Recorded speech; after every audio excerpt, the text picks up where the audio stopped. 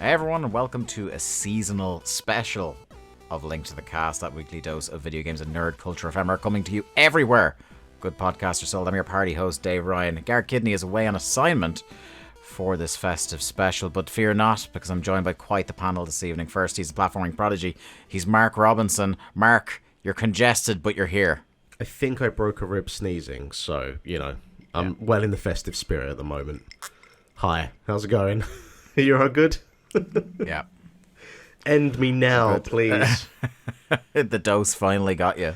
I don't know. It just came out of nowhere. Like, I was fine yesterday, and then about 4 or 5 o'clock in the afternoon, I started sneezing about 30 or 40 times. And then when I came out of that, I was like, oh, I actually have a cold now. I don't know if this ever happened to you before, where you just sneeze a bunch, and then suddenly the nose is completely congested, and you're sick now. You sneezed yourself into a cold. I did, and a possible broken rib as well. So, having a cracking start to the festive season. Next up, he's the Didier Drogba of banter. It's Jack Lizelle. Jack, how are you? I mean, that's a strong start. I can only assume that you now want me to slide on my knees while I'm asking about when was the last time you guys thought, my walk looks pretty cool. Do you ever feel that? Do you ever strut along with confidence?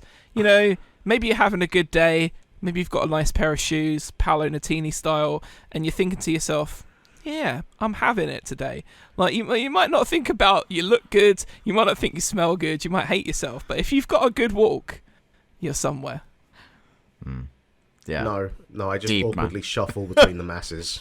Well, you have a broken rib, so you sort of huddle around like Hagrid inside his little hut in Harry Potter. I love Mark's role in these situations, like where Jack goes on a flight of fancy, and instead of yes-anding him, he's just like, no, don't be silly, you cunt. If Mark is on his feet for more than 10 minutes, he's just communicating to me how much his feet usually hurt. Yeah, so. Look, walking I'm good with. Standing since I was about 17 is just not happening. How I got through festivals, I don't know. I would say 14. I'll grant you that. Rounding out the panel, of course, we have got the long-awaited return of the #1 Vin Diesel's Wheelman booster, and also the #1 Francisco Franco hater. It's Peter Willington. How are you, my friend? I'm very well. Thank you for asking. I've got a lot of opinions to divulge today. Most of them around Spanish fascist dictators. So I'm hoping that we can really get into that. Maybe you are on the right podcast. Excellent stuff. Excellent stuff. I'm sure we'll be going into depth on that. So, why am I here, folks? Why am I? Yes.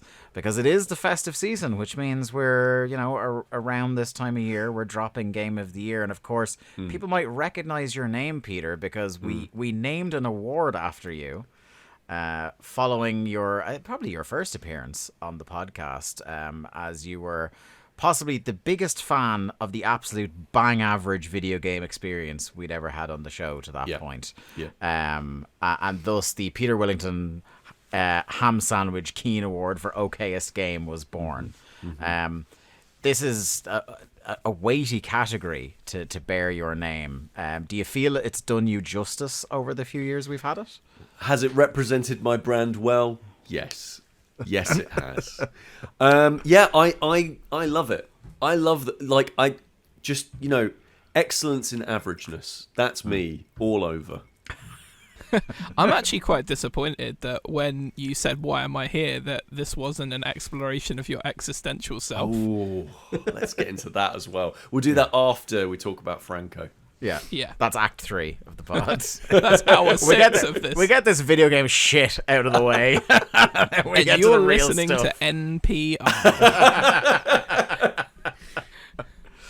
But Mark, you have a couple of bits and pieces to lead us down this path. This podcast is going to be a celebration, an exploration, a discussion of the bang average video game experience. Sometimes it's an experience that kind of lets us down. Sometimes it's an experience that it just scratches the right itch. You didn't need anything more than a 7 out of 10 in that moment. So lead us off with what you think we should start with. Yeah, I mean, we will. The main event of this show will be talking about some of our favourite, for better or for worse, 7 out of 10, 6 out of 10 games.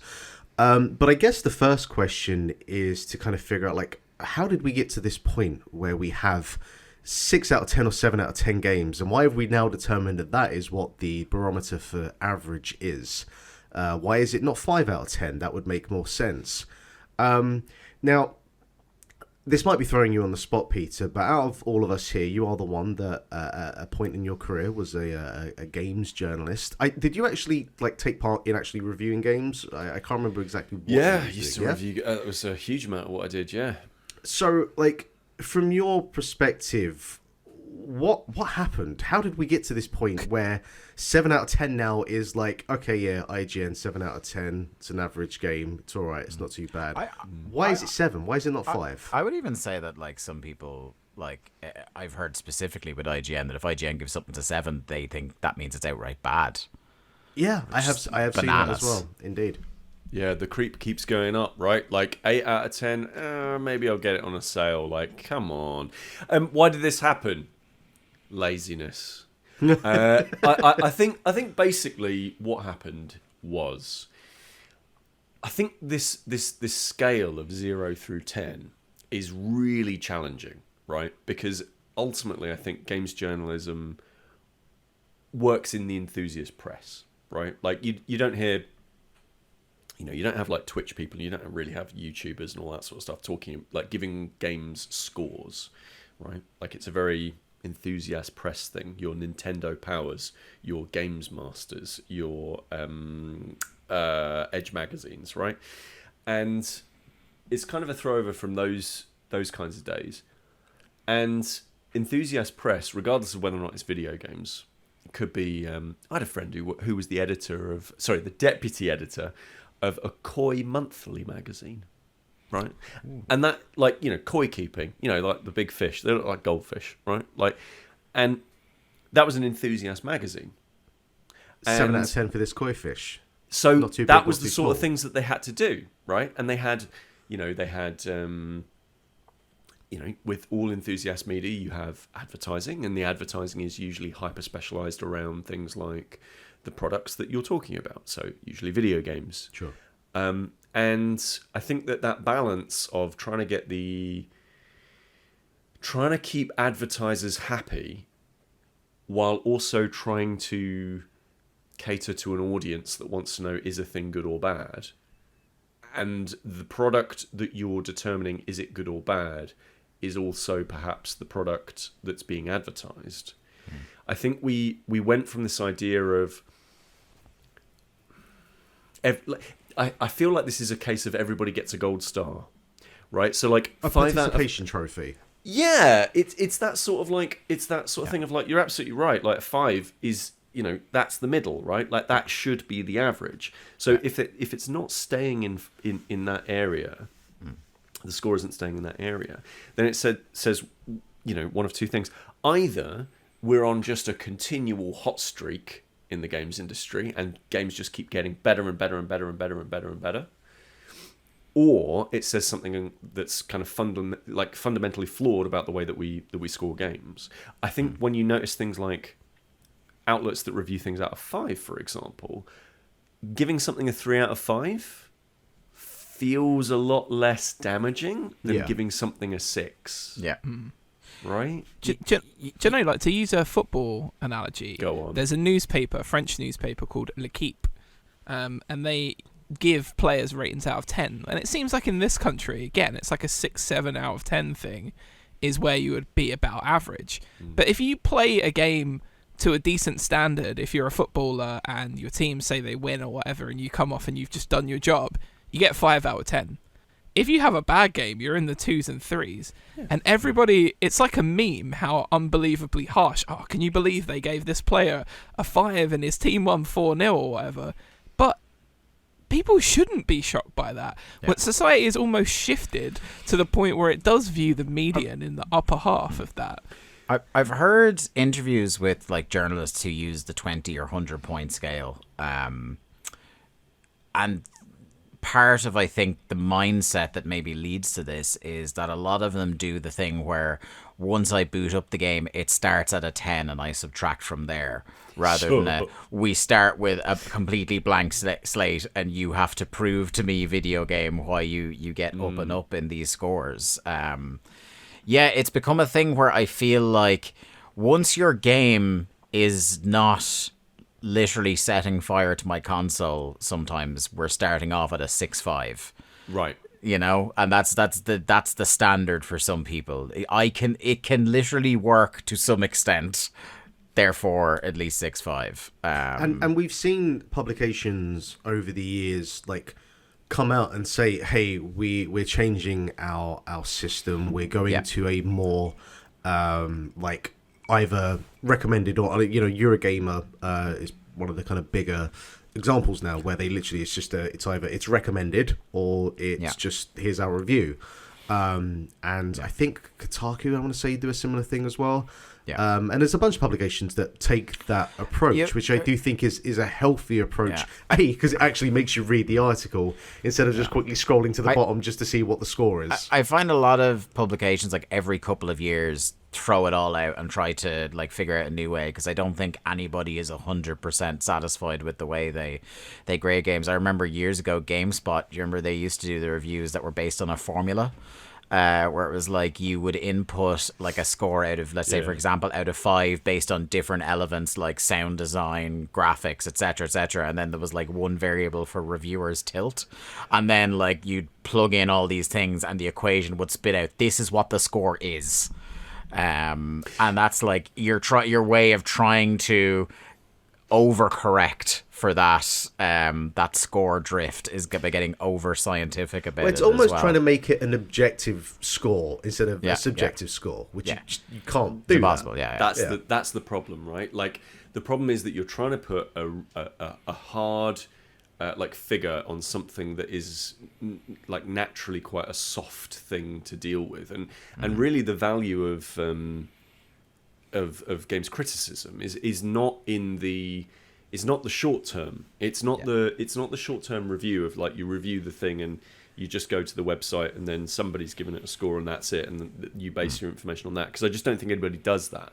I think the value of it is the long term. It's the getting to understand the critic whose views you most kind of align with, so that if they don't like something, you will know whether or not you also will like that thing. And right? I think that's where an outlet like, in particular, I think of Giant Bomb excelled for me, because it's like, right, if Gersman likes a game, there's a very good chance I'm going to like it. Or, you know, if Dan Reichert doesn't like a game, there's also a very good chance I'm going to like it. You know, that kind of thing. You get to, that's always how I've interpreted reviews, is that I've kind of gone with the reviewer and how their tastes usually align with mine as a barometer, but I still wouldn't use that as the final, this is the push over the line. Like, unless there's been a couple of times where there's a game that's not on my radar that somebody I like has given a rave review to and I've bought it. But usually if I'm already kind of going, well, I'm going to play this game, if someone I like gives it a bad review or a middling review, it's not necessarily going to put me off it. It's just giving me more kind of detail as to what to expect. I've usually already made the decision beforehand now. One of the ways that we work in the company that I work for, one of the ways that we think about reviews is that they one of the biggest values of them is that they provide a kind of like a social currency, right? So you know, they're good for us. You know, it's good to get reviewed. It's, you know, not besmirching that, but one of the best things that they do is that they offer a takeaway line that you can include in a Steam page or a store page of some kind on PlayStation, something. And what that means is that you give your potential customer one less reason to not buy the game, right? So you're essentially saying like, oh, I really liked whatever it was, Eurogamer or GameSpot or whoever it is, and what you hope that provides to some degree is some level of that influence for a person who's like, shall I buy it? Shall I not? Yeah. Oh, I've heard of this website. They think it's good. Okay, maybe I will then. I think what the power of reviewers is in, they can use their reviews and their scores to shine a light on a game that wouldn't have come across you like on social media or wherever you peruse your games. I think of a couple of years ago, what has become one of my favorite games of all time, Disco Elysium. I don't think there was a chance I was uncovering that game were it not for the kind of reviewers that I follow on Twitter or read on, online outlets. And like, I'm so thankful that did happen. A question I might have for you, Peter, as somebody who's worked on kind of both sides of the fence, like in covering and also developing games, is what do you make of what has become a more commonplace practice for bigger developers now, where dev bonuses can be linked to their Metacritic score? Hate it. We've heard this several times now. Hate it. Absolutely hate it. Like, Yeah.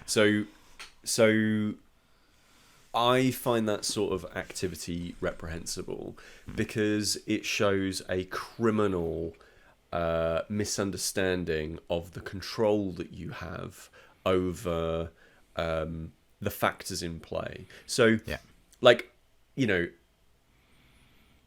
so my job is all about risk, right? It's all about managing risk, and because I'm a producer, and the risk of, is it good? The risk of, is there an audience? The risk of a technical risk within the project itself, that kind of stuff. And one of the things that you very quickly learn about risk is the biggest risks are the ones that you can't control. And at the end of the day, if you're saying, hey folks, the ability for you to get a bonus at the end of this is whether or not a company that we have no control over whatsoever, whether or not somebody says that the thing that you've been spending the last 3 or 4, 5, 6 years of your life on is worth X, like X number out of 10, and based on that on Metacritic. Like, it is such a fundamental misunderstanding of like what you can and cannot control. Like, you could just have a bunch of reviewers that were just having off days. You could just get into a situation where you happen to end up launching during E3 and you don't get any coverage. What happens if you don't get the Metacritic score at all? Like, yeah, I find that stuff kind of sickening. It's also it's like the quickest way to get to this point of homogenization where, okay, well, here's all the games that have gotten plus 90 on Metacritic. We just need to do what those games do instead of being able to take a risk, like a Disco Elysium, for example. But here's the thing, right? Like, not to, because again, I've worked on that side, and the thing that we're always thinking about in my team at my company is like trying to get to the bottom of what it is that the value of that you're trying to understand, right? Like, how do you measure whether or not you're a success? And if we think about what scores do, or what scores traditionally did, I should say, is scores basically provided a way of talking about quality of the product, right? Like, and we didn't have social media, we didn't have as much internet, right? Like, we didn't have that kind of two-way communication with the customer, the end player. And so when games went out to review to, I used to read official PlayStation magazine, for example, you ended up getting a score there, and that was how well your game had performed in terms of its quality, because you couldn't really get that level of feedback from the player, right? Well, now you actually can. We have Steam reviews for a reason, right? Yeah. And so when people say, we're going to base this on Metacritic scores because we want to know about the quality of the game, in some ways, that isn't actually scoring the quality of the game to the audience that you've made it for. The audience that you've made it for is quite literally the people who have bought it. And you have to, have purchased the game on Steam to be able to review it on Steam as a player. So if what we're doing is if what we're trying to do is figure out a measurement of success of quality, the actual score I would be more comfortable with doing is saying, well, this gets an overwhelmingly positive on Steam, right? Because ultimately, game reviewers are very, very good at figuring out, what is the hotness within, the enthusiast press, which tends to cover much more traditional video games, action adventure games and RPGs and that kind of stuff. But they're not quite as tuned into games like, let's say something like Tabletop Simulator, right? If a member of the press were to go and review Tabletop Simulator, that's what, a 5, a 6? Like, it's broken, it's jank. Like, when that thing came out, it's bad. It looks bad, like Tabletop Simulator. Let's not muck around. But everybody who buys it loves it because it serves the purpose that the product has been built for, right?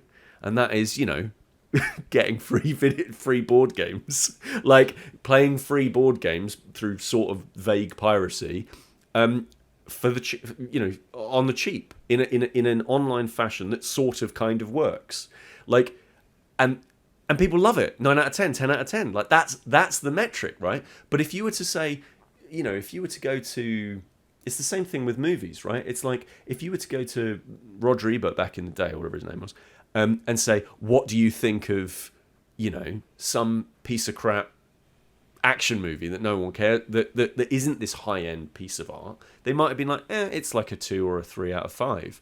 But, like, to the people who love those movies, it's the best movie ever. Yeah. It's like the two in that vein I think of are Last Action Hero and Jingle All the Way, right? Which both got absolutely panned, but like have been lifted up as They're real so classics. Fun. Yeah, I remember reading a great article in Total Film about Last Action Hero and about how when you look close at this film, everything about it is horrible, but it's a great movie. Yeah. I will say one thing to that though, is that, back in the day, if you was looking to get a review of a game, you would have your one magazine, maybe you'd get another one. But for the most part, you've only got that to work off Agreed. of. And, social media works in a way now where I follow a bunch of different publications. So when a game comes out and that embargo lifts, I'm getting 10 different tweets at the same time with a myriad of different reviews. Yeah. And, like, using a recent example, Sonic Frontiers was all over the shop in terms of the review scores that got. And that was, like, for me, probably not so much for Sega, but for me, it's like, that's great. That's, like, so interesting that so many different people played this game and came away with a completely different perspective. Well, most people said it's fucking weird, but then it's like, do you enjoy that or not? So, absolutely everything you say there, Pete, is correct. But I also do think there's this other side where, we're at the point now where you can actually draw a lot of different voices and opinions to, not draw your own conclusion, but just at least get, like, different perspectives. Long gone are the days where I remember I used to love opening Nintendo Official Magazine every month, and much as, I don't know if you remember, during the N64 era, like, the middle pages of the magazine, they would list every game they'd reviewed and the percentage score they gave it. Tetrasphere, 9 out of 10. I would spend a couple of minutes looking at all the games that got 90% plus, but I would pour over the low review scores. I would read that Superman 64 review every month. Yeah, like, shed a single tear for the Castlevania games that came out. Or there was a Rampage game on the N64 that was dog shit. And this is, I think what all of this touches to is the different values of different kinds of reviews, right? Like, which is why Wheelman is 6 out of 10 for me, but a 10 out of 10 for you. Exactly. It's that thing of one of the really big values that the games press kind of provides is, and why it's so important, I would say, why good criticism is so important, is because the value it actually serves is by having that kind of spread of ideas. It's that people interpreting the art in a different way, right? And thinking about games in a different way. And that's really, really useful, because you won't get that with user reviews on Steam, right? Like, because basically, by and large, the targeting that you've put into place to reach the audience is going to be self-selective. Like, you need to have made a bad game that has targeted the wrong audience, right? For you to get negative reviews, I would suggest. But just having like that 95%, that sort of rating on for user reviews on Steam, that's also, it's valuable because you know that you've reached the right audience. But the value you don't get is that different perspective of, and again, I'm sort of banging on Tabletop Simulator. Nothing against them. I think they've done a fine job. But like, it's that thing of like, yeah, your audience, the people who buy it, they really love it. But let's not muck around. This isn't a good game. Yeah. This is a good product that has reached the right audience and they like it. Yeah. But it's not exactly made in exactly the same way as Wheelman, right? Like, you look at it and you go, this is fine, right? And some people are going to love it and some people are going to hate it. And that's the value of things like, that's when we start to see the value of like critical reviews, I would say. Yeah, and a thing that's been interesting for me is as I've gotten into emulation over the last year or so, and I've just dived so far back into different games at different points in time that may have reviewed really well or not reviewed well, and it's because, like, so for example, I played the original Legend of Zelda for the NES for the first time this year, properly from beginning to end. Started it a couple of times, was never able to finish it.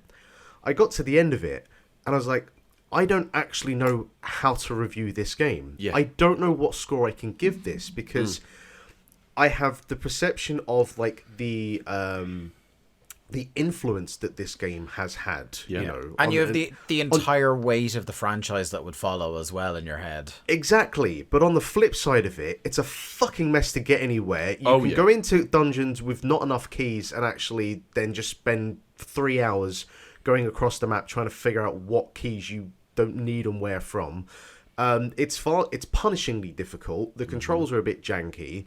And it's just, like, it gets to a point where it's like, this isn't actually that much fun anymore. And it's because it's not a good game now. Like, let's not muck around. Like, so how do you review a game like that, Is it, do you give that a 5 out of 10? Because I don't think it's average. It's very simple. You travel back in time and you review it in the context in which it's released, right? Like, of course, that's the way. And it's that thing of like, if we were, if you took somebody from that era and you got them to play modern video games, I genuinely wonder what the response would be. Like, clearly, this wow, visually this looks absolutely incredible. What an amazing achievement all of this stuff is. But you might very well have some of them turn around and say, yeah, but where's all the challenge? Like, I'm used to, video games basically stepping on my balls all of the time. Yeah. Like, this is an absolute pushover, all of these games. Like, you think Uncharted's a wonderful video game and it's basically just move forward. Oh, look, this is very obviously going to be a shootout. I'm used to video games whereby, if I don't step very, very carefully through this dungeon, I'm dead.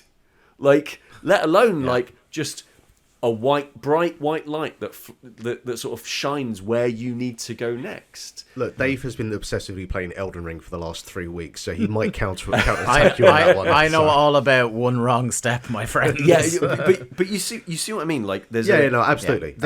There's a kind of time and place for all of these things, and I think when we look at older games that have this heritage, we really do have to kind of understand where we've come from.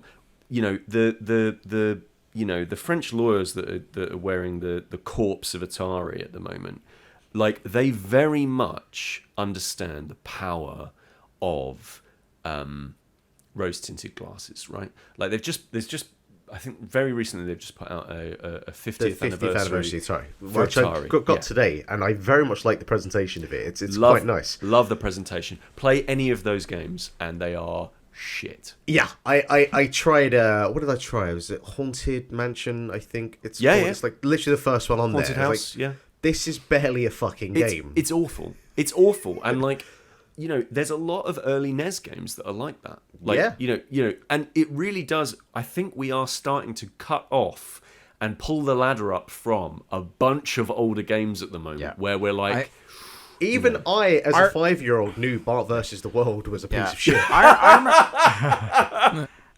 I remember there was that rush when the mini NES came out, and everyone's like, "Oh man, I can't wait to play all these fucking classic NES games."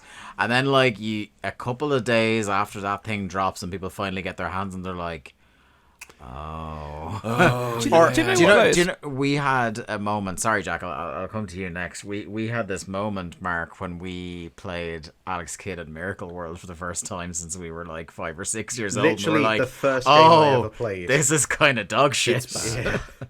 Yeah. Jack, sorry, you were saying something there. I was gonna say, do you know what I think is tough though is, and I think it goes with all art, is it's very difficult to contextualize when you're playing something that is 20 or 30 years old, what it would have meant in that time frame. Yeah. So like the only art form I think successfully manages to do this is documentaries. So, and I'm not specifically talking about a talking head documentary, but for example, I don't know if any of you guys have watched like Asif Kapadia's documentaries. Mm-hmm. His documentary about like Ayrton Senna, there's one about Amy Winehouse, there's one about Maradona. And the fascinating thing with all of those documentaries is he doesn't just have talking heads. Every single like frame of the documentary is footage from that period of time that is being talked about. So you're hearing people explain it to you, what they thought and what they felt at that time, but you're seeing the footage of it actually happen. So it kind of takes you back into that point in time so you can immerse yourself and have it well explained to you. But if you watch a 40-year-old movie that you liked when you were a kid and now you're like in your late 40s, early 50s, you might have the context, but if like, you know, your 12-year-old grandson is sat there watching it, he's like, this sucks, and you can't explain to him why at the time it was very good, or why at the time a joke about where's the beef was funny, because he just doesn't have that. And I think it's the same with video games, because there are things that I guess you would consider broken, or things that you would consider like this is a shit system. Like Mark always moaning to me about the buttons for Metal Gear Solid. I remember when me and Dave were trying to get him to play it, and objectively, okay, in a sort of like modern day format, they might be bad. But you know what I did at the time was I just used that control scheme. I just got used to it, and I think you get used to a lot of things, and you kind of acclimatize to it, and it not necessarily because it's the only video game you're going to get for 2 months because you know your parents have worked very hard to buy it for you, but it's because you genuinely don't have the alternative available. You just have that thing at that time in that place at that moment. Some things age well, some things don't, but it's always difficult to recapture context. Yeah, agreed. And I think that again speaks to the value of professional criticism. So whenever we look at things like, so for example, fine art. Fine art is very, very good. And, you know, that lot is very, very good at talking about, this Da Vinci is really important because you can see here that he's really kind of pushing this very specific style and technique forward. This isn't being done, hasn't been done elsewhere before, right? Like, and that lot is very good at the scholarly article about, you know, understanding how we go from, you know, cave paintings all the way to, you know, Banksy graphing it up in Bristol or whatever it is. And because we have all of that context, and because it's easy to kind of have a snapshot of that work, like the piece that's hanging up in the Louvre, for example, it's the only one that exists, right? And so we have this snapshot of this is the time. There is no interacting with it for long periods of time. There's no kind of recontextualizing it. It's just this is it. It's only presented in one way. Whereas we're working in a commercial art form, and we're interested in a commercial art form, that we actually engage with our art form from many, many, many years ago, and we're constantly keeping it alive, right? I've just got one of these. I've had for a little while one of these analog pockets and a very cool little Game Boy. I know, fancy pants. Yeah. I know. And basically, one of the first games that kind of got hacked onto it was fucking Space War. Like, and that is the difference. There is that, like, that is us going back, some clever programmer, far cleverer than I am, going back and going, I still see value in this. Sure. I'm going to put this into modern hands so that people can engage with it, right, and see what our thinking of this art form was at this period of time. Whereas the art crowd, the fine art crowd, are like, oh, that was the past, and they kind of, you know, they are able to kind of keep the framework of when that is. So our art form is kind of much more fluid, much more continually being engaged with on a very on a very interactive level. We're constantly interacting with our old art, whereas I think different art forms maybe aren't doing that. I also think there's something to the fact that as a medium, you know, it's escalated to like there's no medium that has escalated in a kind of line up as the way that like video games has. I don't know, man. You go from like fucking I've got a pink toothbrush, I've got a blue toothbrush, to quote a Billy Connolly bit from ages ago, to Through the Fire and Flames by Dragon Force, and you see that music has also taken similar steps as well. Through the Fire and Flames, like obviously the apex. Of Yeah, well, I think music it's all peaked been at that downhill point. since. Yeah, I think everything is included in that song. Like all of the notes to all of the other songs are also in that. Yeah, song it was too, kind of so. it was kind of Gregorian chant, Mozart, Through the Fire and the Flames, wasn't it? Yeah. Really? That's how it kind of went. I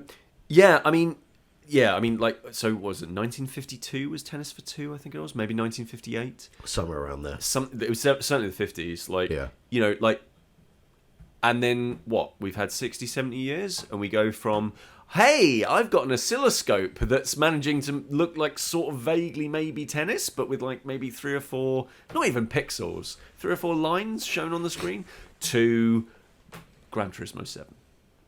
Yeah. Take that, Fred Perry. Yeah. Were you just going to tell Fred Perry to eat a bag of dicks? I don't know why. Don't know why I assumed that was where you were going, but it just felt right. It's because you know me well. Yeah, plus big supporter of Franco are here. My last topic here before we get on to actually talking about some games. I mean, this was a podcast, by the way. Is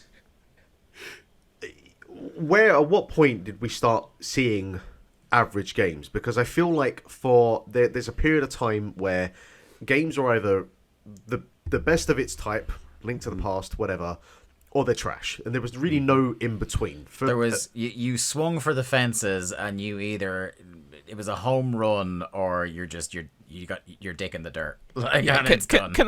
As a person that works with maths for a living, can I just please say that you just mean in terms of like a middle of the road game? Because at what point do you see average games? If you have 3 games on spectrum of quality, God. one of those games is an average game. You're such a dork. There is a median in there. There is a median point. Damn it, Are we going with mean or median or mode on our averages on this one? I couldn't. I heard the question mark, and I couldn't let it. I've got to be honest. I think we've had them forever.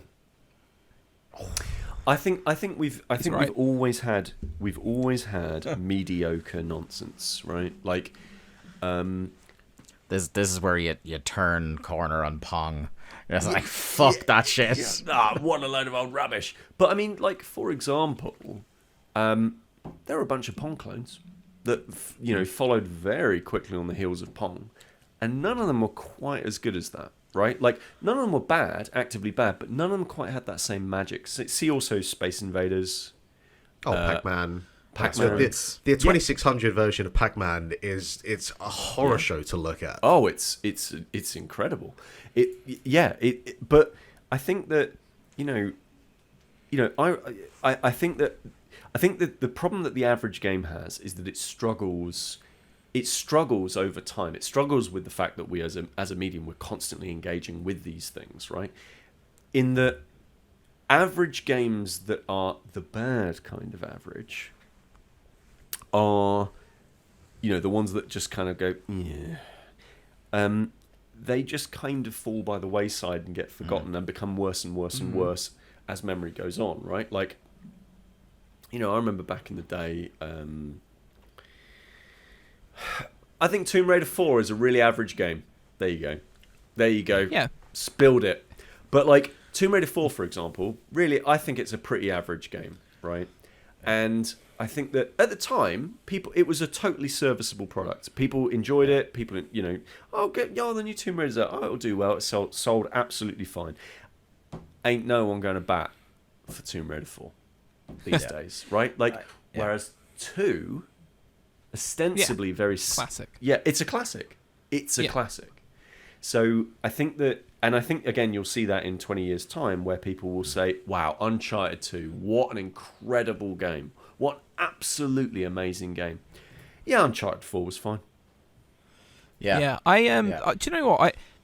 It's interesting as well to think that because of the way games are produced now, right? You essentially, and it's a lot like you don't see mid-budget movies. You don't really see many mid-budget games now. You have your big games and all other games. And to me, like an average game now, to me, a bad average game is a game that's been produced with the sole intent of the consumerism element to make money off, whether it's via in-app purchases or just through the sale of the game, versus a developer who's just starting out for the first time and gone, I'm going to try this thing. They've been ambitious, or they've tried to get something and they didn't quite land it, but it was all right. And I will take average in that area 100 times over average in the made just to consume product type thing. That's what, like, since the destruction of like the mid-tier studios, like the Midways and the Acclaims in the early 2000s, God bless. the other bad kind of 7 out of 10 game is that, like, the stuff that has the kind of pernicious stuff that you described in it, Jack, or those games that come along once in a great while that, like, all in the build-up and the preview coverage and everything we see about it, they promise the world, and then day one rolls around, you're like, this is all it is. The two huge ones that come to mind in that score that I would call like bad 7 out of 10s would be the first Watch Dogs and the first Destiny, where you open and you're like, there's nothing technically wrong here, but is this what it is? Serviceable. Like, To quote Bricktop in Snatch, it's a shooter. So, like, right? There's that kind of there's that kind of interesting space at the moment of there's AAA, and they are just just a totally different world. Like, you know, that is not the world that I work in. Then there's the kind of indie, which is, you know, you get small indie and big indie, and, you know, let's not get too much into that stuff. Then there's this weird space now that is increasingly kind of like the Embracer Group mucking me around, which is triple I. And triple I is this idea that it's your stuff like Cuphead and like Cult of the Lamb and Stray, Kenner, Bridge of Spirits, that sort of thing. Life is Strange, like that kind of. This is you know, this is like a more ambitious B tier from 10, 15 years ago, right? Or it's like, in some of those cases, they're games that, like, ostensibly started out as small indies, but by the time they come out, they have, like, the weight financially or otherwise of a big publisher or something behind them. I know, like, you mentioned Cuphead there, which had, like, huge support from Microsoft, I believe, in the kind of middle of the development cycle, just to get that thing fucking finished. I can't remember who is it. Was it Devolver put out Cult of the Lamb? Yeah, Devolver. Did they publish it? Yeah, so Devolver are one of those as well that, like, they obviously actively go out, find these developers, and we're just going to give you, like, an injection of resources, knowledge, and potentially cash to get you over the line, which has created that mid-space. The amount of those publishers that have sprung up in the last 5-10 years means there's just more and more of those. One of my favourite things about those Devolver Directs, and there are many things I love about them, but it's like they guaranteed I am never going to have heard of 80% of the developers who are in these in this conference, and it's great. And it's great because that audience, that kind of business model is, the burn rate on it is extremely low, right? Like you've got a relatively small indie team. It's way cheaper than keeping 5,000 Assassin's Creed developers going, right? And the profit, the potential for profit from those organizations is absolutely staggering. Like, we still see Devolver as kind of like scrappy, fun, arty. Absolutely not. Like, that is a very well-oiled machine for business. I mean, for the amount of hits that it puts out, oh of course yeah, it fucking is. They're very good at their job. They're very, very good, and I'm so glad they exist because clearly some people there really understand like a good game and how to get a pretty good game to an amazing game. But it is that area now of it feels like they're the B tier, but they are the B tier with ambition. I think that's the core thing, right? Like that exciting. It's like I get very sad when I think about Suda 51. I get very sad. And I get very sad when I think about Swery. Sure. Right? When we look at the kind of like the trajectory of those, it's almost like it's that bittersweet dovetail of ambitious and average sort of sinking into this malaise of not ambitious and average, right? Yeah. Like, you remember Lollipop Chainsaw? Of course. Where's the remake for that? Like, I think they announced they were making one, didn't they, for that? Did they? I think they did. I'm pretty sure I read that a couple of months ago. You remember when Deadly Premonition 2 came out? I do. I remember seeing clips of it, and it looked the most janky thing I'd seen. And it's since, And it's that whereas that first one had that kind of ambition, right? It was an average game, or maybe even a bad game, but it had that ambition where you're like, yes, this is so interesting. And then you see stuff like, you see its sequel, or you see, what was that weird one? It was like an MMO that he put out, Suda put out. Do you remember that? I don't. He put out an MMO on consoles. And Why would you do that? You were in like hell, and then you had to go up an escalator. Oh, Let It Die. Let It Die. Yeah. I remember playing that for about an hour. Right. Right. And like, Yeah. whereas you look at that and you're like, okay, yeah, I remember that now. Whereas if somebody says to you, No More Heroes, you're like, oh yeah, what a brilliant time that was. There's one thing I think. I'm now just thinking about how much I'd love a Killer 7 remake. Yes, please. Come on now. There's one thing that I think was very influential in terms of like the 21st century for being a kind of funnel for why we end up with quite a lot of average games in the kind of mid to late 2000s, and that's Grand Theft Auto 3. Yeah. Yeah. Because you think of how many games use that as its framework. Two games I wanted to mention. Oh, I've got a list. Yeah. Have we all got? Can I just name check? Have we all got True Crime Streets of LA? Oh, I don't have that on my list. That's on my list. Have we all got The Getaway Black Monday? Absolutely. I didn't need to because I knew you'd have it on there. Have we got the first two Mercenaries games? Have we got the Saboteur?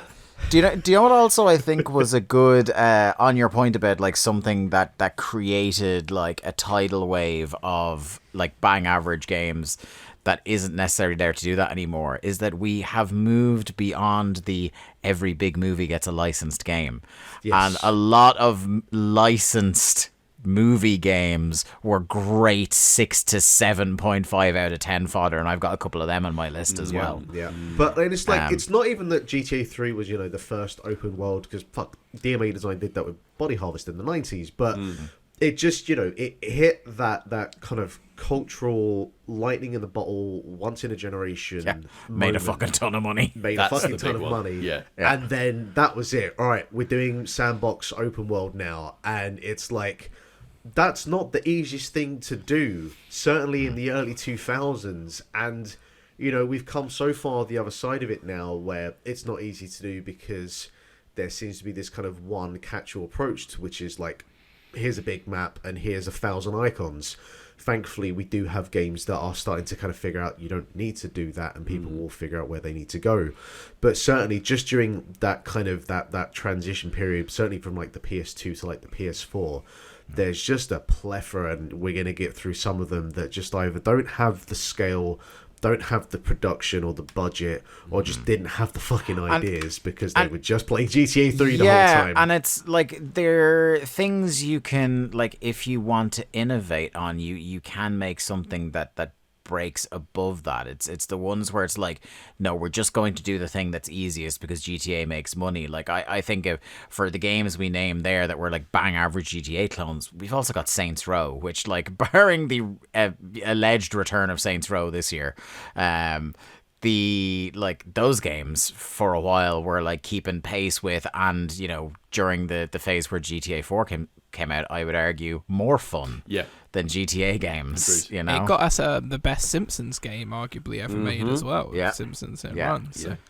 So it, like, I think with a lot of those things, you're right, Mark, that it, like, a huge game can be a seed change, and it can point the way forward for a lot of people, and then it's kind of in their hands how lazy they want to be about the cash-in. It's like, imagine being in the team that made Fortnite when PlayerUnknown's Battlegrounds came out, and you went, it's like True Crime is like the Stone Temple Pilots to GTA 3's Nirvana. That's how I'm looking at it. Yeah.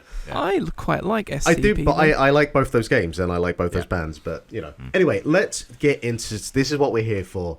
I want to know what our favorite average games are, and I have to start with you, Peter. First, you're the one, we brought you here.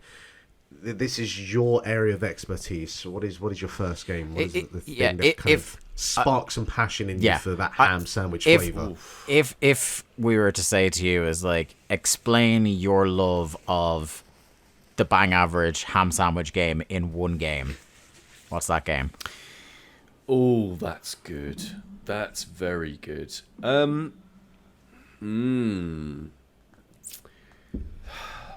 You're asking me to sort of choose between all my children. I think the game that kind of best encapsulates this feel is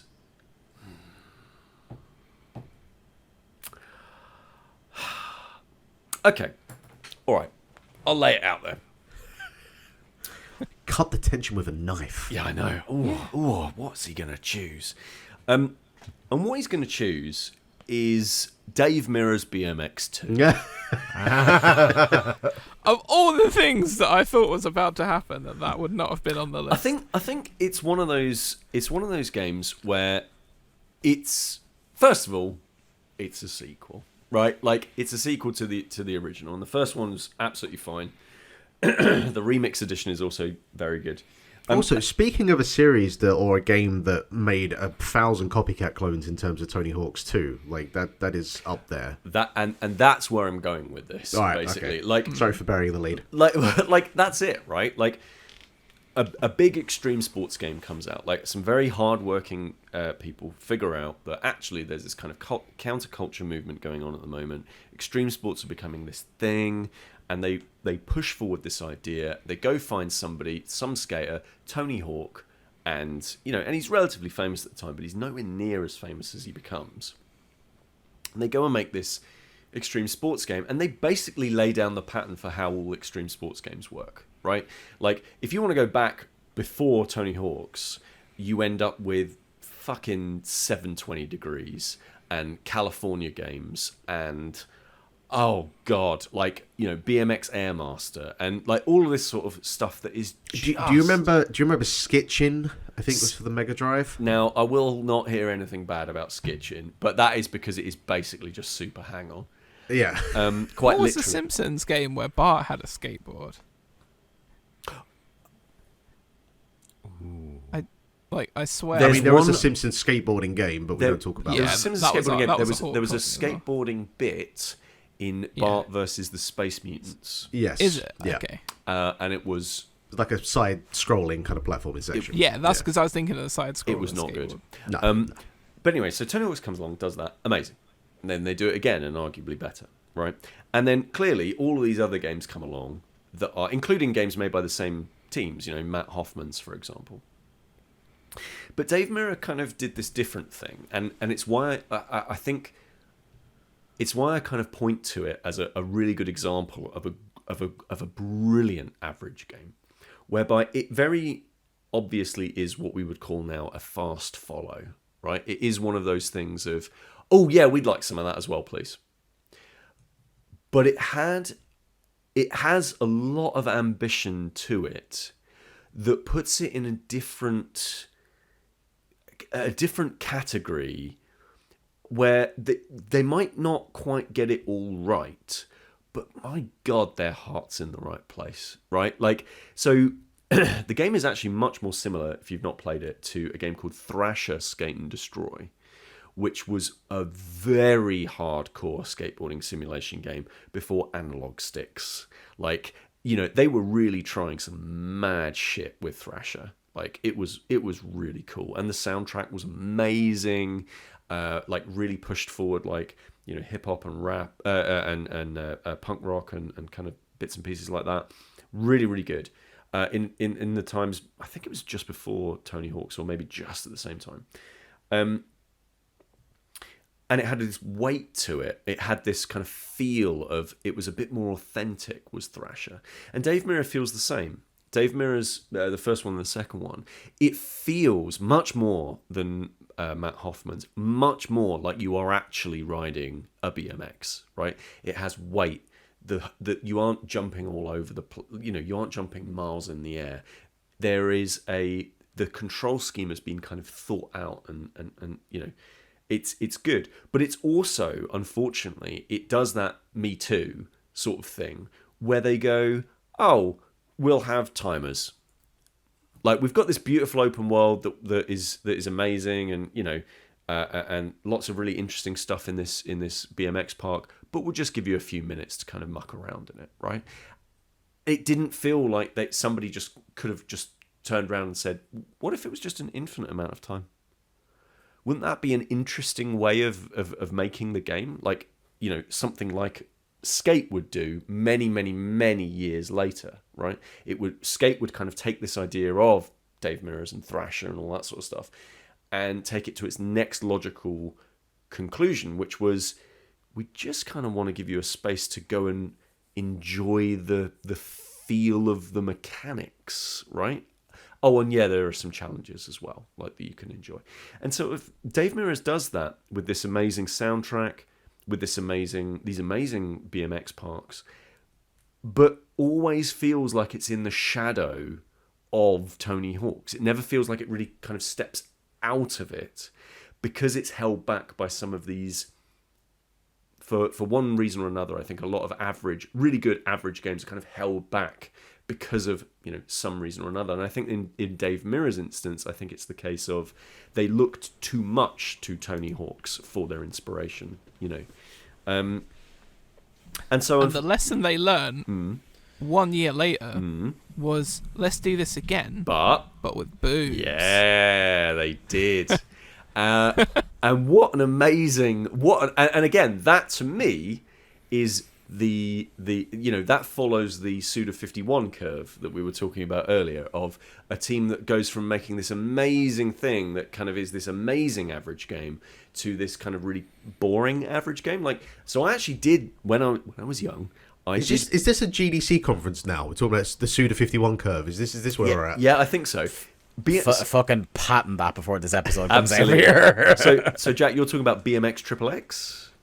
I am talking about BMX XXX. So I bought that when I was young, and of course I did. Of course I did, because I was young. But I and obviously I didn't leave his room for weeks. Yeah, exactly. Yeah, but the reason I didn't leave my room for weeks was actually because it's basically Dave Mirra 3. In fact, it actually started life as Dave Mirra BMX 3. He did, and he told them in no uncertain terms he did not want his image associated with anything in that game. He absolutely did, and it's really obvious, because actually Dave Mirra's BMX 3, BMX Triple X, is actually a really good extreme sports game. If you just forget the fact that you're just riding around topless, like the actual mechanics in it are as good as Dave Mirra BMX 2, and some of the skate parks are really, really good. It's just and you know what, Peter, I will stand on, Go on. and these two know this, I will stand on a fucking soapbox at Hyde Park Corner in London to shout loudly and repeat that a game released in the same year, also by Acclaim's aka Side Hustle department, Aggressive Inline, is the best non-Tony Hawk's open world extreme sports game. Absolutely. Aggressive Inline is a fantastic average game. Yes. Like it has that encapsulation. I think AKA were pretty good at this stuff until they went off the BMX Triple X cliff. Yeah. By the way, they put the boob jiggle from BMX Triple X in Aggressive Inline, so whenever you play as a female characters in that, God, it's like the only slight overlap, like the weird edge of a Venn diagram where they were like, we've got this really cool game about inline skating that no one cares about. Yeah, okay. We got like Eito Yasutoko, like who's, you know, this amazing guy in it. We've got a real good soundtrack that's got Hoobastank on it. Yeah. What can we do to just add a little bit of sexy? Can we rebrand you as the jiggle physics correspondent, Jack? Oh, please. Reporting live. Please don't. We'll do a whole Also, hour of yes. Dead or Alive at some point. But We'll call him Jackie Jiggler. But you know, I think that's the thing, isn't it? It's that thing of like, it's that thing of, you know, that follows that Suda 51 curve that we're talking about. Like, it's that thing of BMX. Dave Mirra 2 feels like a real. They're trying so hard, that team, and you just you love them for it. It's such an amazing, like, you feel like they're doing really, really well with quite clearly a much smaller budget than the Tony Hawk series. And then they're like, yeah, brilliant. And then some Mr. Moneybags comes along and says, what if the third one, Boobs, right? And it's ruined because as a game, it still has all of these brilliant mechanics in it. But it's very obvious that they're sort of poisoning the well by saying, right, we know how to market to these extreme sports fans. We're, you know, like, obviously what we're going to do is spend half a day at some strip joint in Los Angeles filming, and that'll be enough. Like, and it suddenly becomes this thing where you're like, that's a real shame. That's a real shame. Because again, that soundtrack, amazing. Like, yeah, and do you know what? They are the only other ones to get the freedom and the physics and the engine of everything I love about arcadey extreme sports games at the same level of Tony Hawk. Yeah, I agree. They had the perfect engine, those games. The Dave Mirra BMX 2 and Aggressive Inline, they just felt so nice to play in the way that those early Hawk games felt so nice to play. I totally agree. And then Hawk actually borrowed the idea after Tony Hawk's 3 of doing the let's get rid of, because you mentioned it in BMX 2, but let's get rid of the clock. Let's just make a big level and then just let you explore it. Yeah. And you know what Aggressive Inline did even better than that was it added, okay, here's like 60-70% of a level. You have to get a key from another part of the game to unlock even more, to give your levels even more replayability, which is something Tony Hawk never did, which to me, to this day, is still one of the coolest things anyone did in one of those games. Because just, you think, like, what's in that other bit? Where are those like, remakes? Where are those remakes? Come on, Activision or Acclaim or whoever it is that still owns those licenses. God knows who owns the rights to Dave Mirra. And Dave Mirra passed away, didn't he? He did. Yeah. So I think like you'd have to. I think maybe like the estate of Dave Mirra, you could probably get the permission from them. Like if they were going to do. What, me personally? Should I go? I'll get in touch. All right, guys. Well, I mean, there's of the four of us, there's one of us that has a video game company. Yeah. Yeah. Yeah. I'll get in touch with the Mirror estate. It's 2022, folks. There's chaos everywhere. What we need now is the return of Dave Mirra. I'm gonna jump in. I've got one for you. Right. Riding the wave of the I guess now Uncharted is not my game, but I'm thinking of other games that brought upon a wave of kind of copycat clones in some way or another, and riding the wave of the hack and slash genre that was all the rage at the time, and coming off of the back of stuff like Uncharted, Unslaved, Odyssey to the West is as like quintessential a bang average action adventure for the PlayStation 3 and Xbox 360 as you can get. Yeah. A game that clearly wanted to be like a system seller, an IP seller, something that was going to spawn a bunch of sequels that would end up, inevitably with a PS Vita port at some point as well. Just wanted to be this kind of big budget spectacle. And in some degree, it does have elements of that. I think even today, I think it's a game that visually, it's a very impressive game for its time and even now. But it so was like obsessed with the idea of the spectacle and being a kind of big budget AAA looking kind of experience that actually it's a very hollow combat system. Certainly 1 year removed from Arkham Asylum, which in some ways I wouldn't say redefined the kind of like action combat system, but certainly is something that was still with me at the time. And going to this, it kind of made me feel a lot of what I'm feeling playing God of War Ragnarok right now, which is that I'm just on this roller coaster going for the ride, but I don't really feel like I'm actually actively engaged with it. That whole era was just filled with that kind of game. Gekido, Heavenly Sword. Heavenly Sword, yep. What was that one? Oh, was it Genji? Is that what it was called? The one that was like destroy the enemy crab for massive damage. There was that meme. Do you remember that one? Giant enemy crab? That rings a bell. There was like an E3 thing where somebody said, "Oh, giant enemy crab." Like it was that kind of era of like games that clearly had the heart in the right place, but were just kind of like, whatever. I think more had the budget in the right place. Like they had Andy Serkis, on this doing motion capture. True. Do you know what? Like Final Fantasy 13. Yeah. Came out around that time, and always felt like they were always doing their own thing with the RPGs and stuff. But it almost felt like they were like, "Oh, these games are doing well. Let's make a sort of corridor-y version of a Final Fantasy game as well." Yeah. Which kind of really upset me because I was like, Final Fantasy's always not really bucked trends. It has always bucked trends. And like even they got kind of sucked into that vacuum a little bit.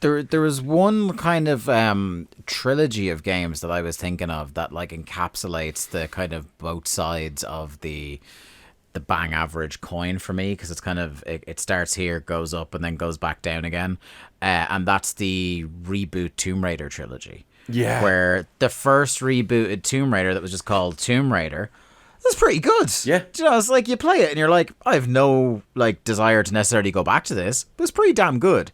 Then you get Rise of the Tomb Raider, which was proper fucking good game. Yeah. If only it could have had more of those optional tombs in it. That's the only thing that stops it from like me going like 9/5, 10 out of 10 on it.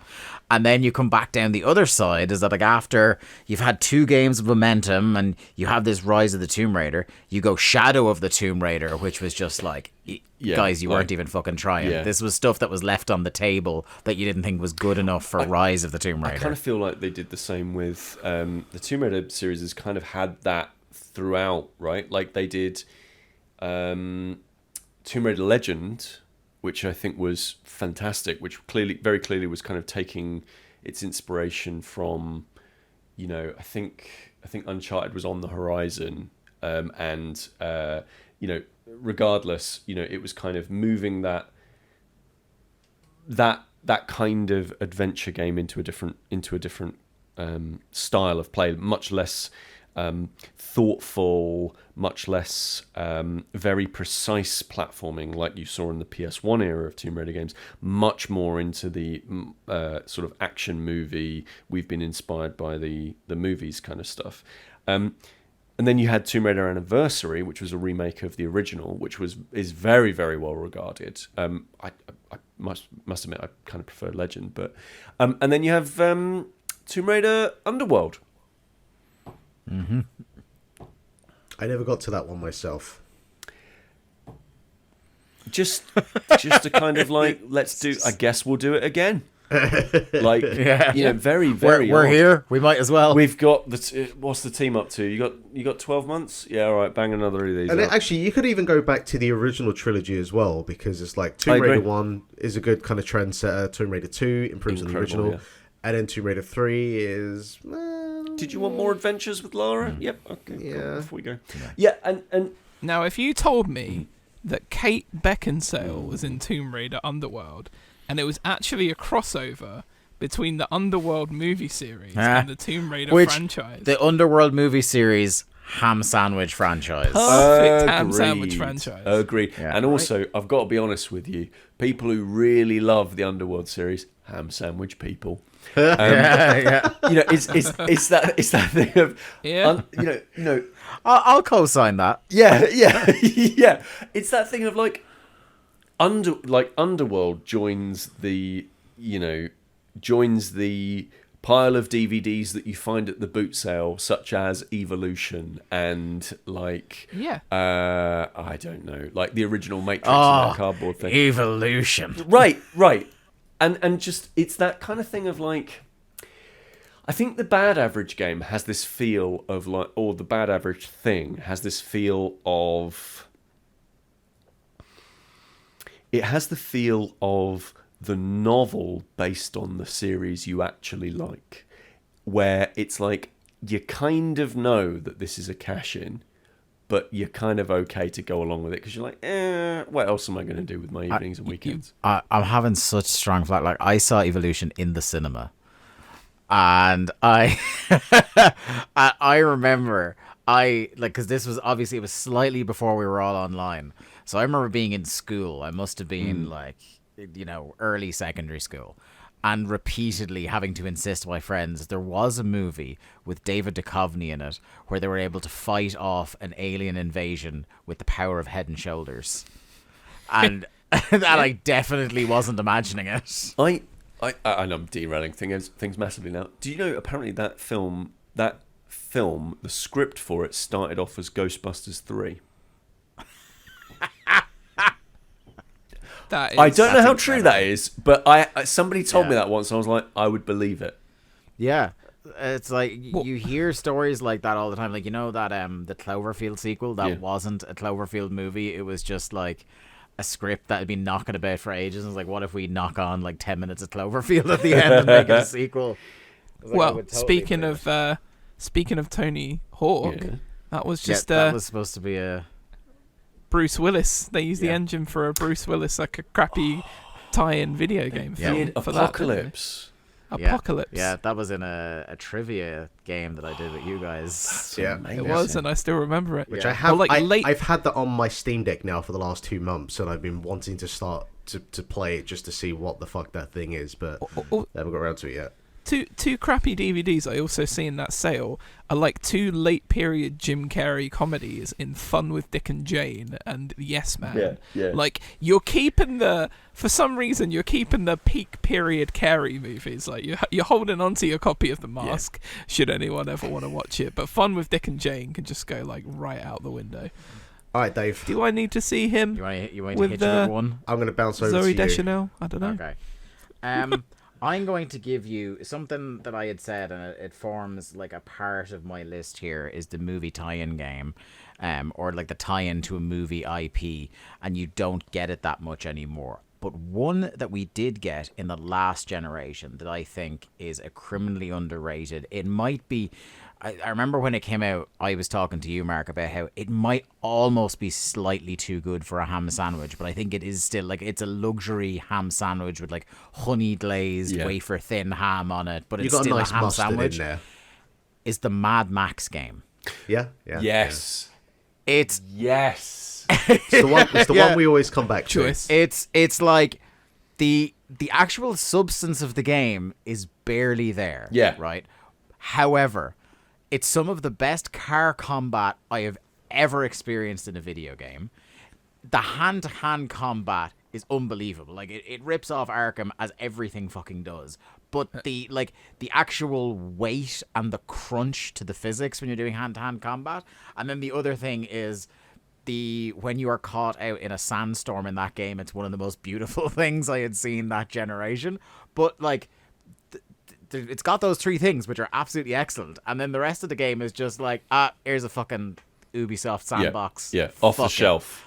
Like, very much just that from this game, that from this game, that from this game, and some thinking about. I think how to make it good. I platinumed that fucker. Like, that's how much I enjoyed it. But it is absolutely just middle of the road. And that's what I love about, like, going back to like the PS2 generation when you get shit like the Punisher game. Oh, which was yes. Yeah. Punisher game rocked. There was one of those bad Wolverine movies that got a game that was pretty decent. Yeah, it was the PS3. Origins one that got one, I think. Yeah. Yeah. God, what was one I was thinking of there? By the way, I really liked how bang average yet strangely appealing the A Bug's Life platformer was. If anyone ever played that, right? The Space Jam game on PC. Yeah. I feel like the Disney tie-ins over the years have always kind of varied between being bang average and then being fairly solid, but also being nigh on like some of the most difficult games. That Lion King Mega Drive game haunts me to this day from my childhood for its punishing difficulty.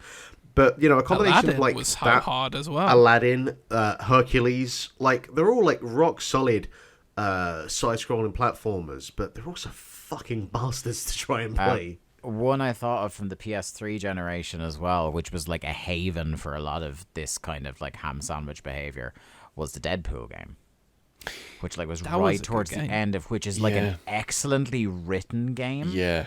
And I thought like I think, you know, anybody who read comics, like, because this was in the kind of we're not doing a Deadpool movie period of time, whereas like this is the closest to like an on-screen representation of what those comics are like. It was really, really good, but like actually playing it, I couldn't describe as being that fun. It was like a Devil May Cry clone. One of my absolute I think you're absolutely right there. I think around that sort of period of time, that PS3 era, there was a lot of this kind of average game. You had your like, your Wets and you had your Army of Two, but the one of the ones I absolutely loved for how you just feel the passion of the team flubbing it into a bin, like was Haze. Yeah. Like, go back and play that game now. It is a perfectly serviceable first-person shooter with some fun ideas. Like, but even then, it was like, that thing of, you touched upon it earlier of the hype. Is this the Time Splitters team is taking on Halo? And everyone was like, "Oh my god!" Oh, Yeah. And it also like dropped in just a sea of other first-person shooters that were around at the time as well. That was another one of those seed changes, like you said, Mark, where like Call of Duty reinvented the wheel. After Halo having reinvented it a few years beforehand. Well, I mean, you also had everything was the grey-brown shooter for 5 years. You had that, and the flip side of that as well was like BioShock, kind of adding that sort of narrative first-person shooter approach. But that's a different conversation. Jack, I want to bring it over to you now because I need to get your first coin into this well and see what you bring to the table. I don't know how many picks we're doing, but like, I have 3 games in mind for this, right? And they cover 3 different bases of what I would consider average to me that falls into that category. And the first one I want to talk about, and I've spoken about it this year, and it came out this year, and it's Power Wash Simulator. Right? It's on my list for this year. Yeah. So what we haven't come to really with average games is the strange itch that we all have to complete tasks. Can I just say, come back to me after Jack, please, because I have the perfect game to follow on for this. But yes, right, go on. To complete tasks, and you're not necessarily even that invested in what you're doing in the same way you would be in real life. Like, if you gave me a power washer, the appeal of me power washing a bit of my drive or, you know, the back wall of my house would wear off in about 10 minutes, right? You give me Power Wash Simulator, you give me a full playground, absolutely caked in dirt, and you tell me that I've got lots of different soaps, lots of different nozzles of all lengths and all kind of spray type to go about and find the best way to cleanse every part of this playground, and I get a little satisfying ding when I complete something. Oh god, like, that game ate into so many hours of my life. Like, I genuinely think I spent 15 to 20 hours playing Power Wash Simulator. Time well spent. Completing every level. Power Wash Simulator, and I put also Trombone Champ this year, are these sorts of games where there is a cap. Like, it's not objective, but it almost is. There's this, like, objective cap where it's like, I couldn't, in my good conscience, give this a 10 out of 10. No. Like, this is, I can't go any higher than a 7 out of 10. But it's a 10 out of 10, 7 out of 10. Exactly. Yeah. That's what it is. Right? That's it. Which is a weird thing to say, but sometimes when you start at the base of an idea, you know you're never really going to get beyond it. Like, say a kebab shop, right? I'm never going to go into a kebab shop looking for a Michelin star quality meal. Like, I'm sure there's somebody that could Google, oh, there is a Michelin star. Listen, fuck that, right? I'm not looking for that. I'm very aware that my trip to the kebab shop, the max peak of that enjoyment of that kebab, realistically, in terms of like grading against the other meals I've eaten in my life, I'm probably saying like 7 out of 10 is probably the top level buffer. So if I hit that, I'm like, that's a fucking great kebab shop, because I have the limitation and expectation already in place to know that this isn't going to get much better than this, and it is exactly the sensation that I experienced with Power Simulator. I'm not going into that thinking this is going to challenge Elden Ring in the Game of the Year conversation that we're going to have, and I'm going to sit there and seriously argue that me washing a fucking BMX in a garage is more akin to Dave, you know, finally taking down Godric the Grafted, like on his first go or something. Yes, I fucking did. Yes, I did. But weirdly, the satisfaction that I feel from a game like that is in a very similar plane and a very similar format. And there is a real deep knowledge that I kind of learned from myself playing Power Wash Simulator this year, that no matter what the mundanity is, and, you know, people talk about open world games as being mundane and, you know, having different things and doing them over and over again, but there's still a lot of out of the box different environments that you can explore and different approaches to it. In Power Wash Simulator, you got to clean shit, and if you don't clean shit, you don't finish the game. So I know there's one thing, and it just really gnawed at my soul that I'm like, I just like completing tasks, and I like the satisfaction, that little, and it is a small hit of endorphins that happen in my brain every time I do it, and it's done so well as well. Like, it is a really artfully created game. It does have little bits and pieces of variety, but not enough variety that you can ever really claim that it's like reinventing any specific wheel. It doesn't try and reinvent the wheel, it just makes you clean the wheel, and when you do clean the wheel, it dings, and that makes me happy. And Power Wash Simulator is a fucking perfect average game for me. Off the back of that, there's got to be some value in a, like, superimposing over Jack finally, like, clearing off a minivan or something, the demigod felled graphic from Elden Ring. Do you know what my demigod felled was? What? Was the there's an amusement park on it, and the central part of this amusement park is like a what do you call this, helter skelter slide. Yeah. And there are so many segments of the Helter Skelter slide, and there are some that you can only reach from the bottom, some which you can reach from like the slide bit, some which you have to shoot down. The satisfaction I felt when I hit that final nut of like a weird ledge, which was the last thing I had to complete. I was at 99% cleaned for like half an hour before I finished that level. That last little thing. I don't care what anyone says. Any video games boss, you could beat Sekiro with a blindfold on during games done quick, and it wouldn't defeat the feeling that I felt when I finally cleaned that goddamn Helter Skelter this year. May I present to you something under a similar heading, like a game that it's not a 10 out of 10, it's not changed the medium, but the 7 out of 10, the strong 7 out of 10 comes from the joy of minor task completion, and that is one of the games I've championed for many a moon, Wilmot's Warehouse. It's just it's not an over-designed game. It's not big. It knows what it is, and it's just you're a little box, and you're organising other little boxes, and you're putting them into you're taking them out of the van, and you're organising them whatever way you want to, and then you're bringing them up to the counter, and it's a lovely little experience.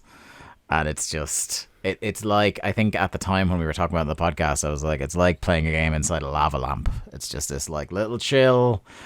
It should, in some ways, like, because the real life version of that job is incredibly stressful, demanding, and thankless, and yet playing it in the way it is presented by Wilmot's Warehouse is the most chill shit, with the regular every 2-minute release, steady release of endorphins, because you've done a good job. Good boy, you've done a good job. And like, yeah, that's the classic 10 out of 10, 7 out of 10 for me, is a game like Wilmot. I wholeheartedly agree with you. Jack, you said you had 2 other games, so I'm just going to keep on you there to go through these, because Power Wash Simulator, I mean, you've already kind of cut your promo for Hamsammich Game of the Year with that, so yeah, keep the train rolling. So, yeah, the other 2, I mean, one of them is a kind of obvious one, but there's absolutely no way any of the 3 of you are probably going to land on what is my third pick, which I'll do now, right, to bring it forward, because I think the other one is kind of, it will fit in with the theme that we're kind of going with here. But one of the other things I thought about average is, you take something that you already have a pre-existing interest in, something that you already enjoy, something that you have experience interacting with, and you produce, and a video game company comes along and says, hey, we're going to take that thing, we're going to make it into a thing, and then you're going to play it. So it kind of fits in a little bit with what you were saying about the movie tie-in thing, but not necessarily, because my next pick is Robot Wars Arenas of Destruction. That's a pull. That's... I spent many an hour with that fucking thing back in the day. What a choice. I know that is not a very good video game. No, it is not. It is not a very good video game. It has jank, and it is not, and it's barely thrown together. But it's Robot Wars. What takes it up for me is that I was so into Robot Wars. I loved Robot Wars. I would watch it on BBC Two. I would watch reruns of it. I would think about Hypnodisc when I was probably should have been listening in school. I was a very Robot Wars kid for a couple of years, and when I got my PlayStation 2, PlayStation 3 rather, one of the first games, I think it was PlayStation 2. Yeah, PlayStation 2. Sorry, yeah, confusing myself. PlayStation 2. I got my PlayStation 2, and one of the first games I had for it was Robot Wars Arenas of Destruction. Perfect. Because when I found out that I have not only a brand new console that I can experience, but I have a property that is centered around one of my favorite things on planet Earth right now to interact with on it. And I know it's a bad game, but the average score lift for me is in my pre-existing enthusiasm for it already. Therefore, it takes it from what you would probably put at like a 4 or 5 out of 10 to a 7 out of 10, just because it's a passion project. And I don't know if that kind of counts in the long run, because I think for a lot of people, their taste and their interaction, the way they play a video game and stuff, has more of an effect on whether they think a game is an average game or not. Whereas for me, the averaging out of my experience comes with below par game, above par love of something. Therefore, game equals average in my head. And I can play it for like 10 or 15 hours because I just love me some fucking Robot Wars and I want to interact with it. So that is another thing, like, because I tried to get 3 different versions of what I considered average into this discussion, and the initial discussion that set the podcast up actually set my brain spiraling off into about 10 or 12 other categories of what could pass as average, but I will not fill those live because it will be way too long. I want to bring one to you that came to me just off the top of my head, that I've brought it up before on Link to the Cast, and when I think about it, it really is like it's a perfect game for this category, right? And it is Sonic Chronicles: The Dark Brotherhood. Oh, yeah. The Sonic RPG, which, like, is there any more of a chaotic fusion than Sonic the Hedgehog and BioWare? Like, BioWare, you know, known for these epic, grandiose, like, kind of narrative-driven style games. And Sonic the fucking Hedgehog. I don't care who you give the Sonic the Hedgehog IP to. There is no story you can tell with that I'm going to take seriously or find any level of emotional investment in. Hey, now, I have put hours into explaining Sonic lore to you. I know you have. I'm aware of this. But there is a difference between lore and narrative, and we'll get to that with Elden Ring come Game of the Year. But they fucking went for it. They were like, you know what? Here, take this. BioWare, do you want to do this? Sonic the Hedgehog. Yeah. Tell this story of Knuckles being kidnapped. Do it. Do what you can with this and make a sprawling RPG. And, you know, that in itself, like, we're at the point now where we've gone from Sonic the Hedgehog, this 2D platformer, gotta go fast, to, no, now we have turn-based combat. And, like, these loop-the-loops you can see where you can actually swipe the screen and he does a like, little kind of loop-the-loop. It's just the most baffling combination that should not exist. And it's a totally, you know, serviceable RPG, but it's the spectacle of putting Sonic and BioWare together that is just, it fills me with a certain je ne sais quoi that I can't put my hands or my fingers on. But I'm so glad that it exists. And I don't know if it sold very well. I know it didn't review very well. But I had a time with it, I'll say that much. You know what, in a relatively, like, I suppose from the PS2 generation up until now, really, a brand that made a cottage industry out of bang average games, the Lego games. Yeah. Man, that Lego Star Wars game from this year was so average. Yeah. The first, like, when they did Lego Star Wars in the PS2, you're like, oh man, this is a lot of fun. You know, and there have been peaks and valleys. There are ones that are just like, oh my god, they did a Lego game of that. I didn't even know. Like, I remember when I got my Vita, one of the bundles you got with it were 6 Vita exclusive Lego games. You know, that was one of the possible bundles you could get.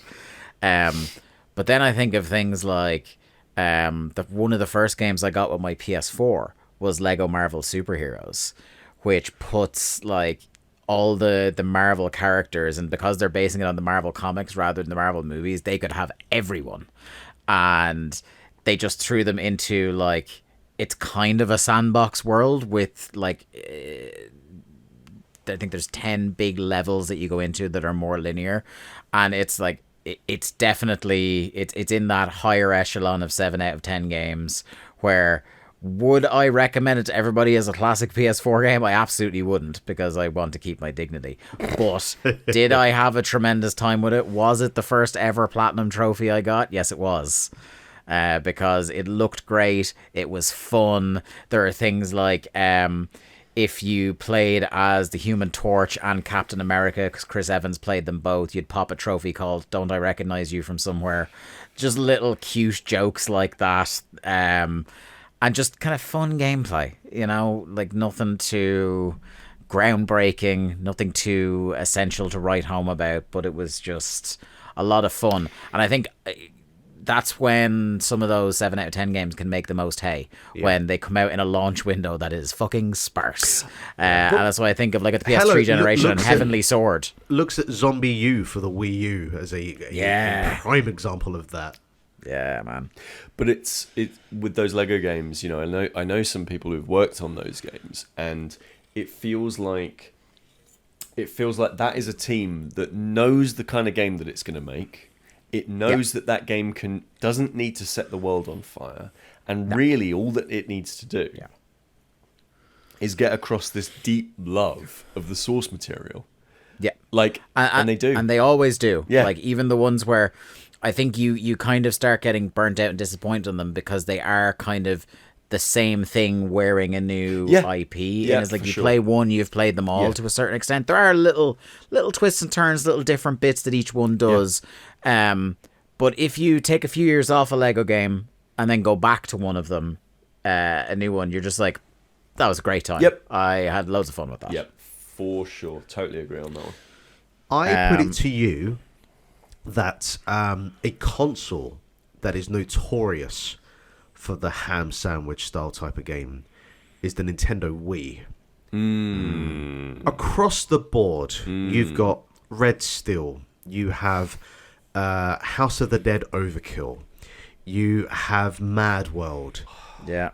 Just non-stop. Is there Mad World coming out, and like one of the things about it is like, oh my god, the Wii has a game for grown-ups. Indeed. But that is very much the average by way of trying to make money section that I talked about earlier. But like the Wii is hot right now, as hot as Hansel from Zoolander. Therefore, we need to capitalize on anything we can fucking... It's not shovelware, right? A lot of it, but it's one step above shovelware. Well, let's be honest. The Wii is also notorious for shovelware as well. Yeah. Yes. But it's like that polished shovelware, isn't it? Where it's like, okay, this passes, this counts, this is something that I can interact with, but at the same time, it isn't really that It's good. the game where you can feel the market research. Yeah. And one of my golden eras was like, and it's obviously a rose-tinted glasses thing. Growing up in the 90s, in the peak of the bang average, cutesy platformer / action game. 2 ones I want to throw at you guys right now. Glover. Yeah. Glover. Great shout. I think I put Glover above a ham sandwich. I would be so daring to say that. I think I would. Maybe it's been a while since I've played Glover.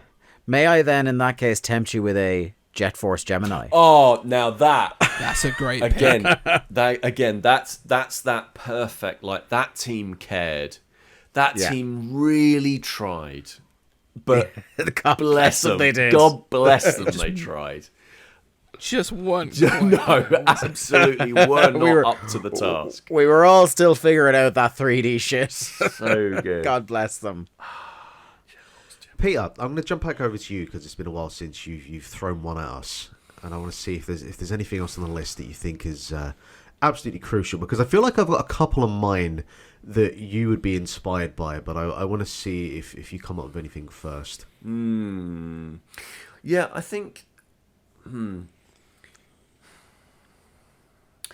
Bang average. We've tackled so many good ones so far. I think a lot of... I find a lot in terms of like a genre that has kind of become quite average is the point and click.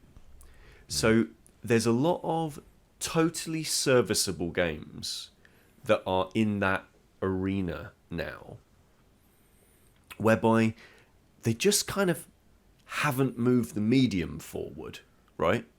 And so you can feel the love from from the teams that are making it, right? So one of my a game I really enjoyed, a very average game I really enjoyed recently was from a few years ago now, actually. It was the Agatha Christie's The ABC Murders, and it's just an adventure game, right? It's not point and click because you're probably playing it with a controller, but it's basically the same thing, and it is just very look at the thing, talk to the people, ask all the questions, rub all the objects against all the other objects, and you will win the game. And magic will happen. Yeah, and that's it. And that formula has just kept going and kept going and kept going. There's a new Syberia game out. I love the Syberia games, but they haven't, apart from visually, they really have not changed that dramatically. And there's like 5 of them now, right? Yeah. And when we saw Broken Sword come out, the Broken Sword 5, a few years ago, it's Broken Sword 2 again, and I find that, I guess the reason I find that they're on the sort of more positive average side is that I often find that the developers that are making adventure games still, they are very much aware that they are not in it for the money. Like, they are like, oh, this is a gamble, lads. Like, this may very well not sell well. Yeah.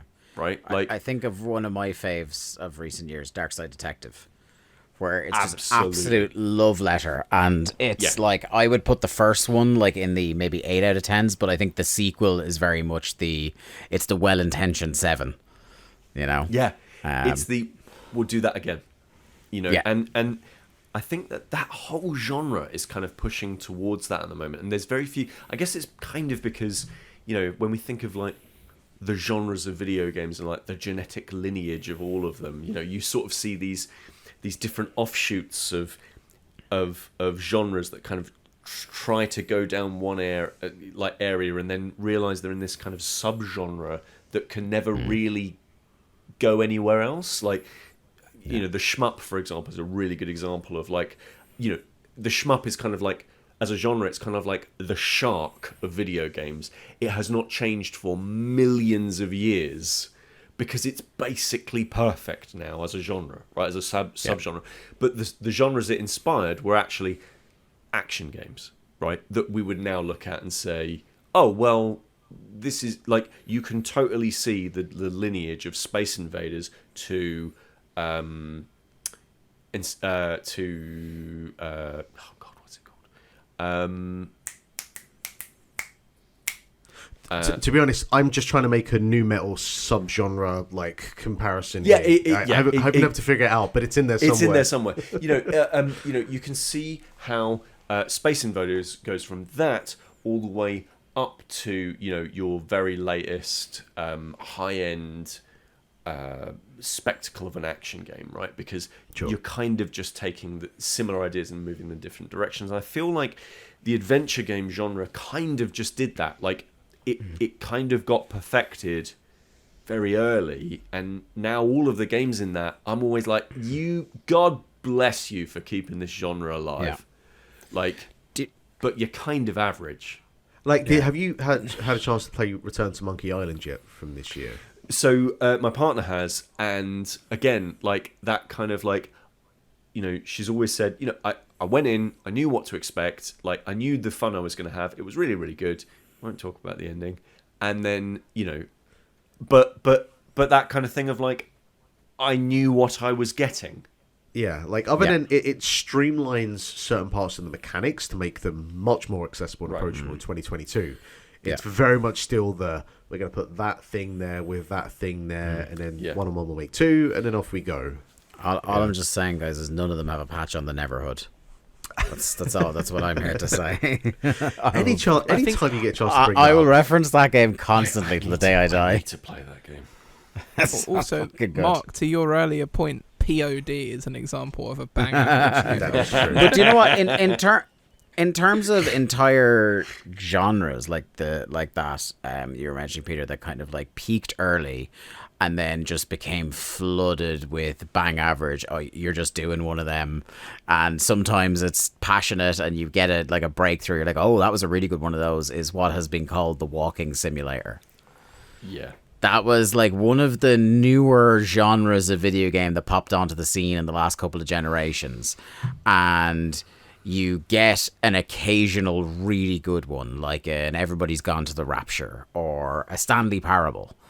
But the vast majority of everything that's in there, like I was just going through, like, what do I have in my games I've played over the last few years list? And there are so many just walkings, like a What Remains of Edith Finch is on the, like, you know, the high side of bang average. And there, you could sit here for ages and name games like that where it's just, you spend a couple of hours with it. What was that one with the...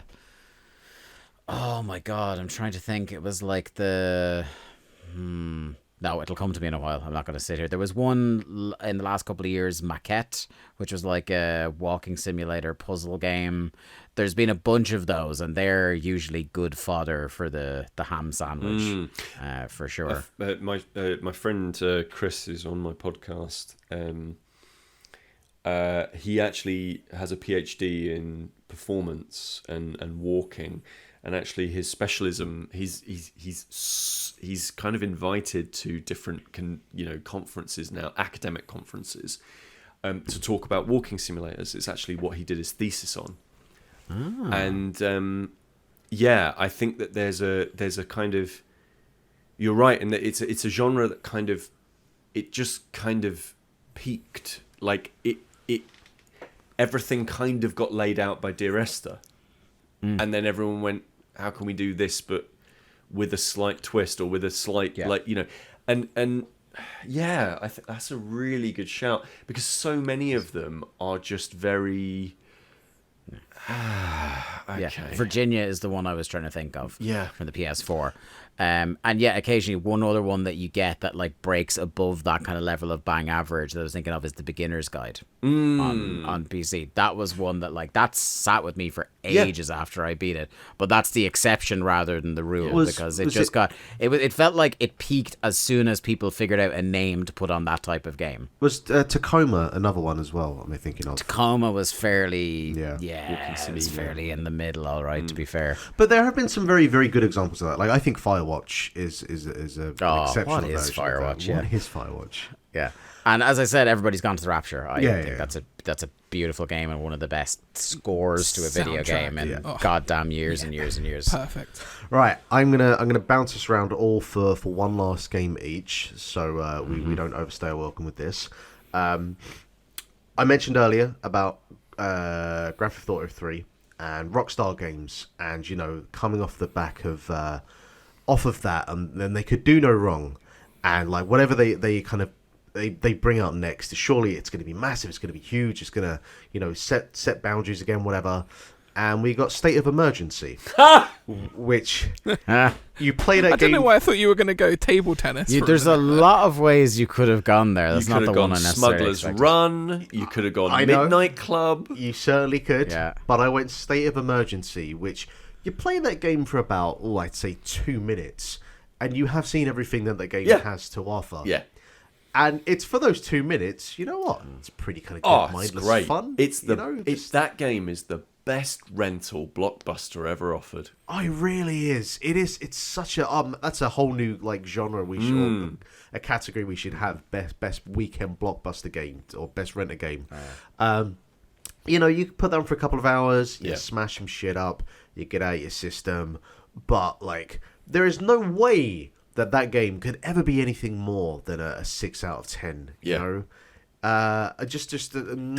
perfect kind of for this category. So State of Emergency, it's out there now. I've said it. Jack, I'll jump back over to you. So we can't do this conversation without getting Ubisoft involved. Of course. Right? The Kings.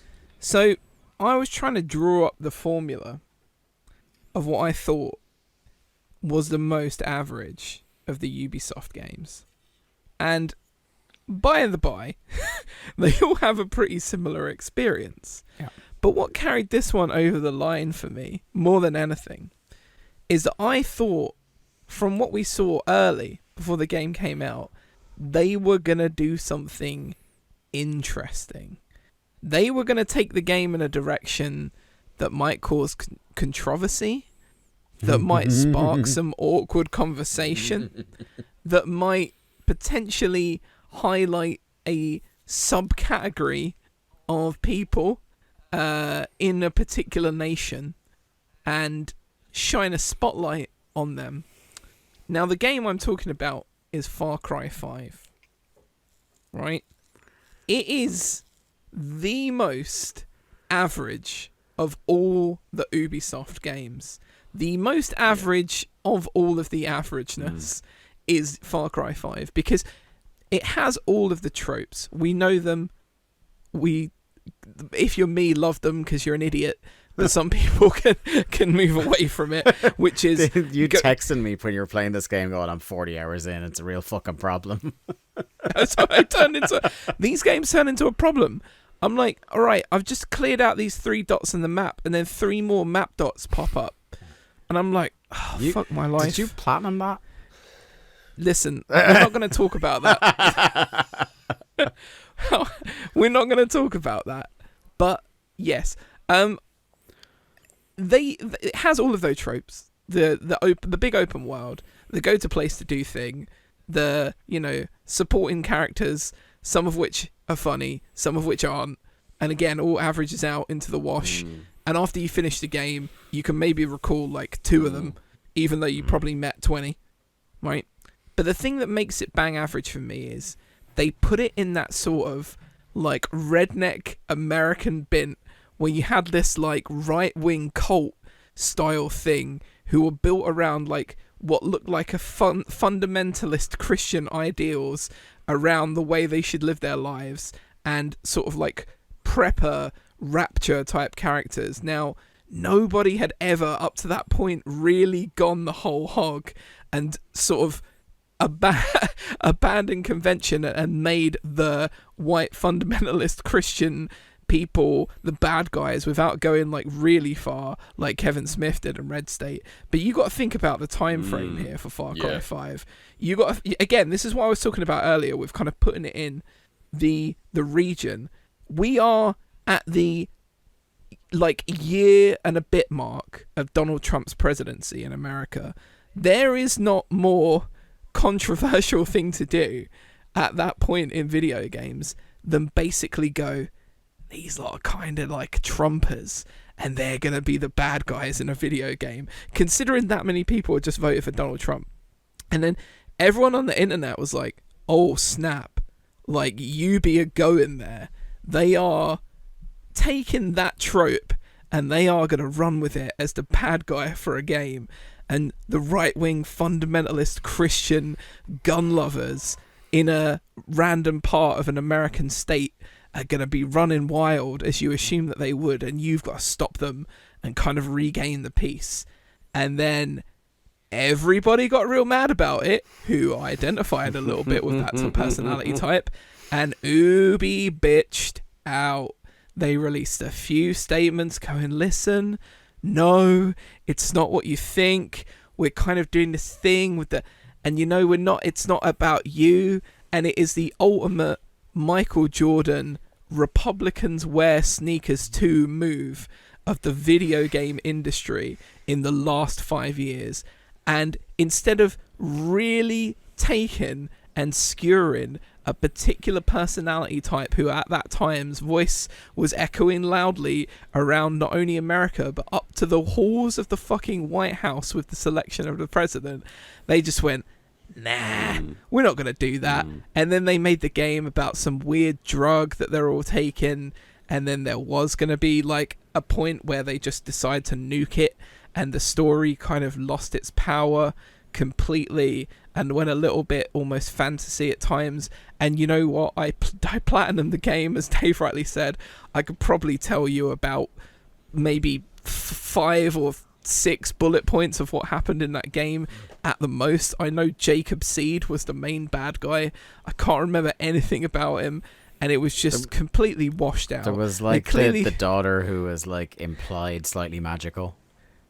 Exactly. And they completely lost the nerve of what they were doing. The focus group market testing element kicked in, and we got Far Cry 5, a bang average story on top of a bang average system with a bang average map, bang average task from the most bang average video game company around at that time. This was before all of the allegations came out. Now you no longer refer to them as bang average. Now they are the fucking evil empire who should have been gutted inside out and had the company rebuilt totally from the outside to flush the rotten core out of them.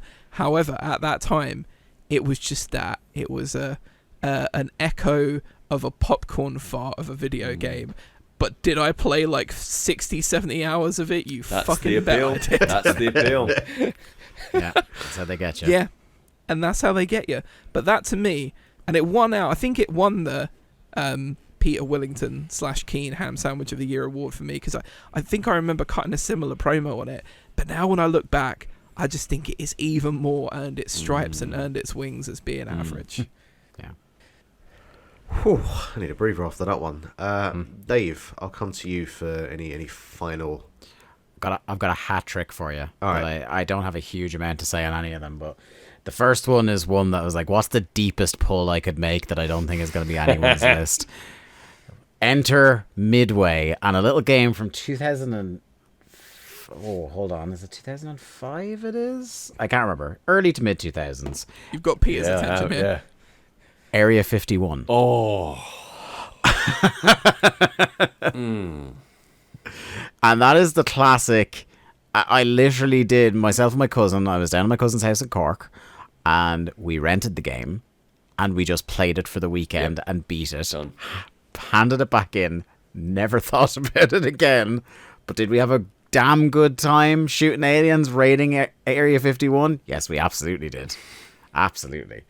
Then I want to say from the fine folks at Electronic Arts, Black. Oh. Which had 10 out of 10 sound design. Yeah. 10 out of 10 destructible physics for the time. I think the sound design still stands up now, but as a game, like as a whole piece, Yeah, you're right. it's alright. Yeah.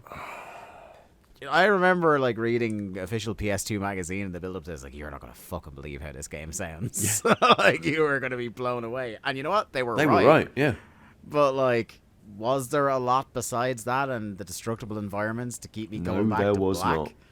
No. Is that like is that in a post Red Faction world? Is that what the issue is? Where it's like, destructible elements. That's the thing. That's the future. That's what we should go for. The rest of the game. It sounds like we'll do it on the night. Sounds what Dave saw pre that is the like video game equivalent of when you go see a movie and you used to see the THX logo come up and you were like, well, at very least this is gonna sound banging. Yeah. Do you know there was a rumor that there was a rumor going around that the second one was being worked on. Wow. Is this a what that recent looks like. rumor? This is a rumor. I think it was about 6 months ago 'Cause that somebody it sort came of to- whispered it to me, and I was like, It came to backwards compatibility on Xbox at one stage, so it may have been around that time. Because I remember that was digital present. I remember finally. like when it came on backwards compatible, I downloaded it. I was like, oh, fucking sounds great. yeah. Yeah, It you does. blow up a load of shit. Yeah. And then an hour later, I was like, No, I'm bored of this now. Yeah. Yeah. Speaking of other games that I have on my Steam Deck I've not launched yet, Black is on there. Yeah, so you gotta go for that. And I'll then give that a look. I'm gonna round out with another series that I think was consistently on the in or around the ham sandwich category, and those are the Mafia games. Yes. Great shout. Good shout. Yeah. Great shout. I in particular loved Mafia 3. I thought like the time period, the kind of the civil rights element, it didn't pull away like a Far Cry 5 from the things it said it was going to discuss, and it looked really good.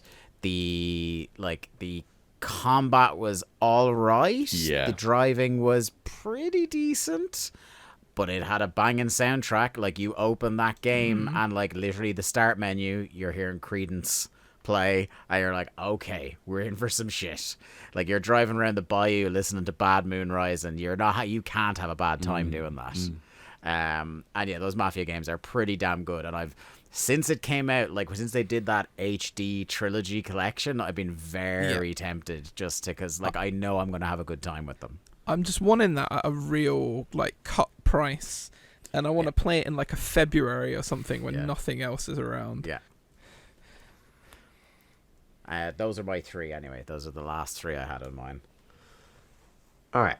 I've got one more that's just come to my mind that I'll bring in before we end with Peter, but it's too perfect to not to miss out on.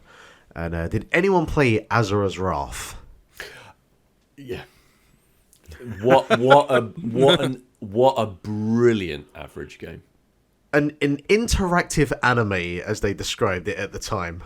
And they were right. Just like God help them. They were right. You know what? if you are going to give me quick time events, you know what? Just make the whole game it. Yeah. That's fine. Yeah. I can work with it. If I know I'm not getting anything but QTEs, I can work with that. Just figured we throw it in the end there. But Peter, we're going to end with you. If you have any last remaining scraps that we need to get to, this is the time to bring them up. As the expert in the field. As the expert in the field. Well, and this is a recommendation from me because it's something that you can go and grab now because it's from the PlayStation 4 era. It's the Order 1886. Yeah. What? I nearly mentioned that earlier. Marvelous average game. It's genuinely one of the best looking games I've ever played. It's incredible looking, right? Like again, that team, Ready at Dawn. I was just looking up what their stuff was. Their previous history. Ready at Dawn. This was their moment. The Order 1886. This was their moment, and they what a moment. Went for it. And like, again, it has all those classic hallmarks of a team that's like, this is going to be a series. This is going to be really important. Look at all this world building that we're doing. Half of that, like, what is it? Like, it's a ridiculously short campaign. It's like 6 hours. Yeah.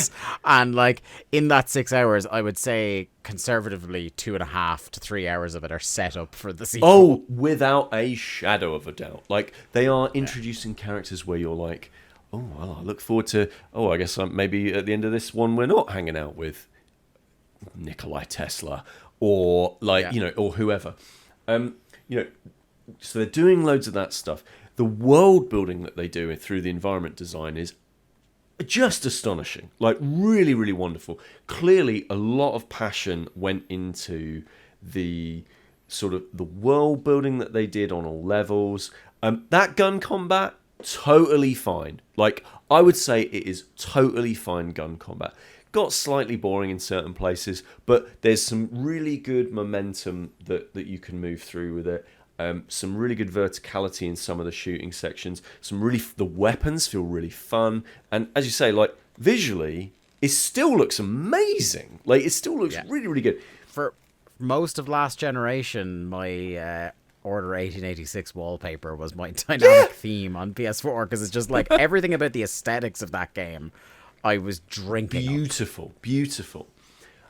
And then just kind of nothing. Like, no Order 1887. Well, more games, by the way. More games should have a level where you storm onto a blimp. Yeah.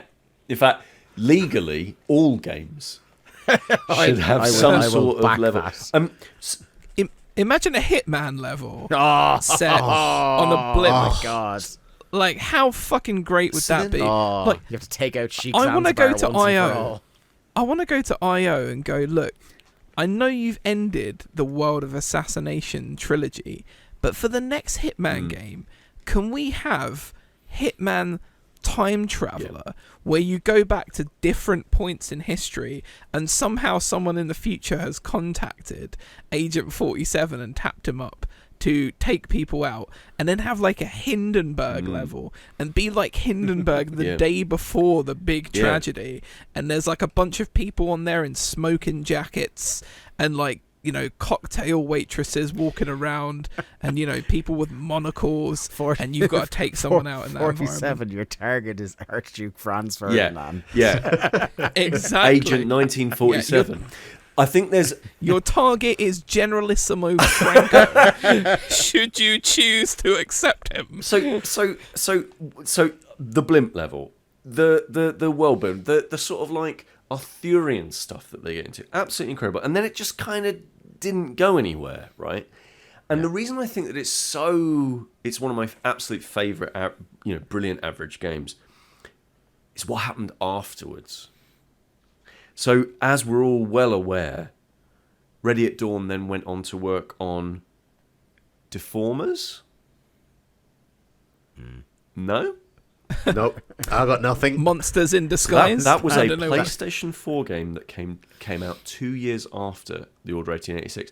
I have not heard of it until this very podcast That recording. name rings a bell because I was so fascinated with the smouldering wreckage of the Order 1886. I kept tabs on them. So then they get bought by Oculus. Oh, Jesus. And they go make Lone Echo, Echo Arena, Echo Combat, and Lone Echo 2. And that's it.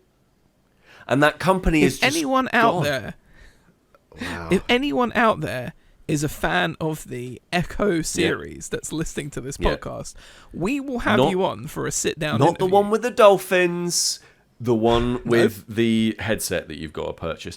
And so They had their 17 minutes of gameplay in the sun with the Order 1886, and then they disappeared forever. Maybe that company's still going. Who knows? Maybe they are banging out Echo games left, right, and centre, and absolutely loving life. But to go from the Order 1886, a game that let's not muck around. It had the same sort of start as the original Uncharted, where you're like, oh, this is really good, but I reckon the next one will be amazing. Sure. Yeah. And then just Gone. And normally, Deformers? I'd almost nearly forgotten what the name of that game was. You wouldn't you don't see it that often, how quickly Sony just abandoned that intellectual property. It's like, that, you know what, one was plenty. if anything, one was one too many. I mean, how did it... Thank you. Did it sell? Because I was talking about Enslaved earlier, which has a lot of the same issues, where it's clearly trying to be this thing to be built up. And the problem Enslaved had is it did not sell at all. My recollection is that it had a lot of hype behind it, but what ended up happening was you got, I think it was the last E3 before it came out, people finally got hands-on previews, and people were coming out of that going, oh, it's bullshit. And that I think that kind of nerfed it quite a bit. yeah. Oh, I mean, well, here's the explanation. Apparently, the CEO, Paul Sams, said that although the developers wanted to retain ownership to the IP and make new games, it needed the approval of Sony to bring the game to market. And Sony did not give that approval. Well, to put it into perspective for their sales, so it's a brilliant website if you ever want to know about any of this stuff. It's called vgcharts.com, and it sold in its first week 212. Sorry, it sold in its first week 508,000 units total. Okay. That's pretty good. But then it drops off. Yeah. And then it just never comes back. It did a Morbius. Well, actually, no. Morbius had a second screening, so Well, Morbius that's pretty wins good, out. isn't it?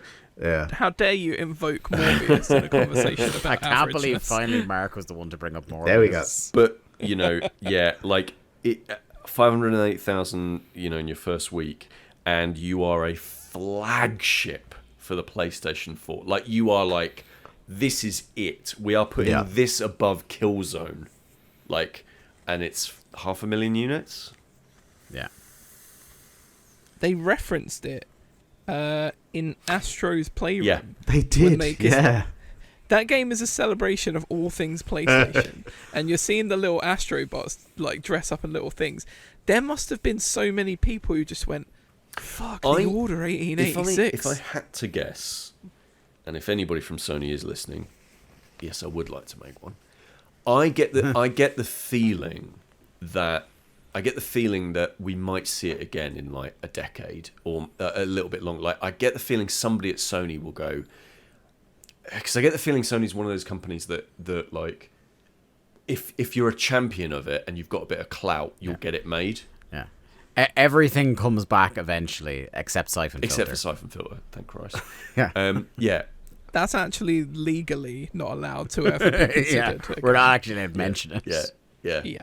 So, yeah, I just... I hope it does come back. Because, again, I think it's one of those games that has real spirit, even if it doesn't necessarily have, all that great kind of gameplay and stuff like that. And 12 quid? 12 quid online? For 4 minutes 32 of gameplay, that's exactly. Exactly. There you are. Link to the Cast's 2015 best looking game of the year. It did. I championed that. I was like, it ain't got fucking anything else going for it, but it's winning this category. It deserved it. I remember that argument. Yeah, okay. I guess then on that note, will we bring this thing to a close? Sounds good. Thanks very much, Peter, for joining us. Once again, you are the man on the hotline for the Bang Average Games. Do you want to hit us with plugs? Where can people catch you on the onlines? Oh, God. I mean, what's going to exist by the time this podcast comes I out? know. Right. Yeah. Let's see what a prognosticator you are. See what's still standing. Listen, Bebo.com / you can find me on MySpace. So I do a podcast. Stayinginpodcast.com is where you can find it. It's a podcast about video games and board games and bits and pieces like that. You can come and find that. If you want to find out about me for some reason, I don't know why you would, 000.wordpress.com. 0 with an X. So, yeah, that. Or you can find me on titanmoth.com writing stupid shit. Yeah, do you know... Was the 0 with an X to remain legally distinct from Billy Corgan of the Smashing Pumpkins? Maybe. Yeah, I mean, I've got to be honest. I think I might just keep plugging my websites like from now on. All these social platforms just go down. I'm just like, you know what? I can control that. So come find that. And if you want to buy a lovely game that may or may not be that is a lovely simulation game that maybe shares some nice things with Power Wash Simulator, you can go and buy Brewmaster, which is available on console and PC at the moment. And it's a game about brewing beer. And it's fun. So, there you go. Is this Steam Deck verified? Steam Deck's one of those weird things. Valve basically picks and chooses what it goes and verifies. Yeah. What? Yeah, it's really weird. It's one of the ones where they actually have like somebody clearly has quite a cushy job at Valve where they go, don't worry, I'll review all the games. No, it's Gabe sits in his throne room. And people come in with like a picture of the game, and he has the thumb up, like the Roman Emperor. Sir, please review this game. So it will work on Steam Deck. We have had people playing around with it. Basically, spoilers: if a game works on Switch, you can be pretty sure if the team's made it properly, it will also work pretty well. I mean, in fairness, there's so many things that aren't Steam Deck verified but are Steam Deck playable, and like. 9 times out of 10, the things that I found that are already playable, it's just like the UI might be a bit different in terms of the visuals, but that's it. Yeah. So it all runs. Yeah. If you're subscribed to this podcast, you already know where to find us. I'm not going to bother plugging Twitter because this is coming out like a month after we record this. Who knows what the fuck is going on there? So it's now owned by Justin Timberlake. Yeah. who Just purchased it for $10 million. open the front window of your house and shout "Link to the Cast," and you and see what happens. Every time you get any Uber Eats delivered, just link to the cast, recommend it to the to driver. make this easier, Mark, we just got to set up a link tree. We already have one. Do we? Yes. Oh, excellent. What is it? It's literally on the fucking Twitter bio. It's a link tree. That's your thing. That's you do that. You're the socials man at this operation. I'm the big picture guy. All right. I'm in my throne room going, bad idea, Mark. Good idea, Mark. Okay, yeah. So thanks very much for listening to this festive special. I had a great time. I hope you did too. And we'll talk to you again soon in the new year, everyone. Bye-bye. Bye. Bye bye.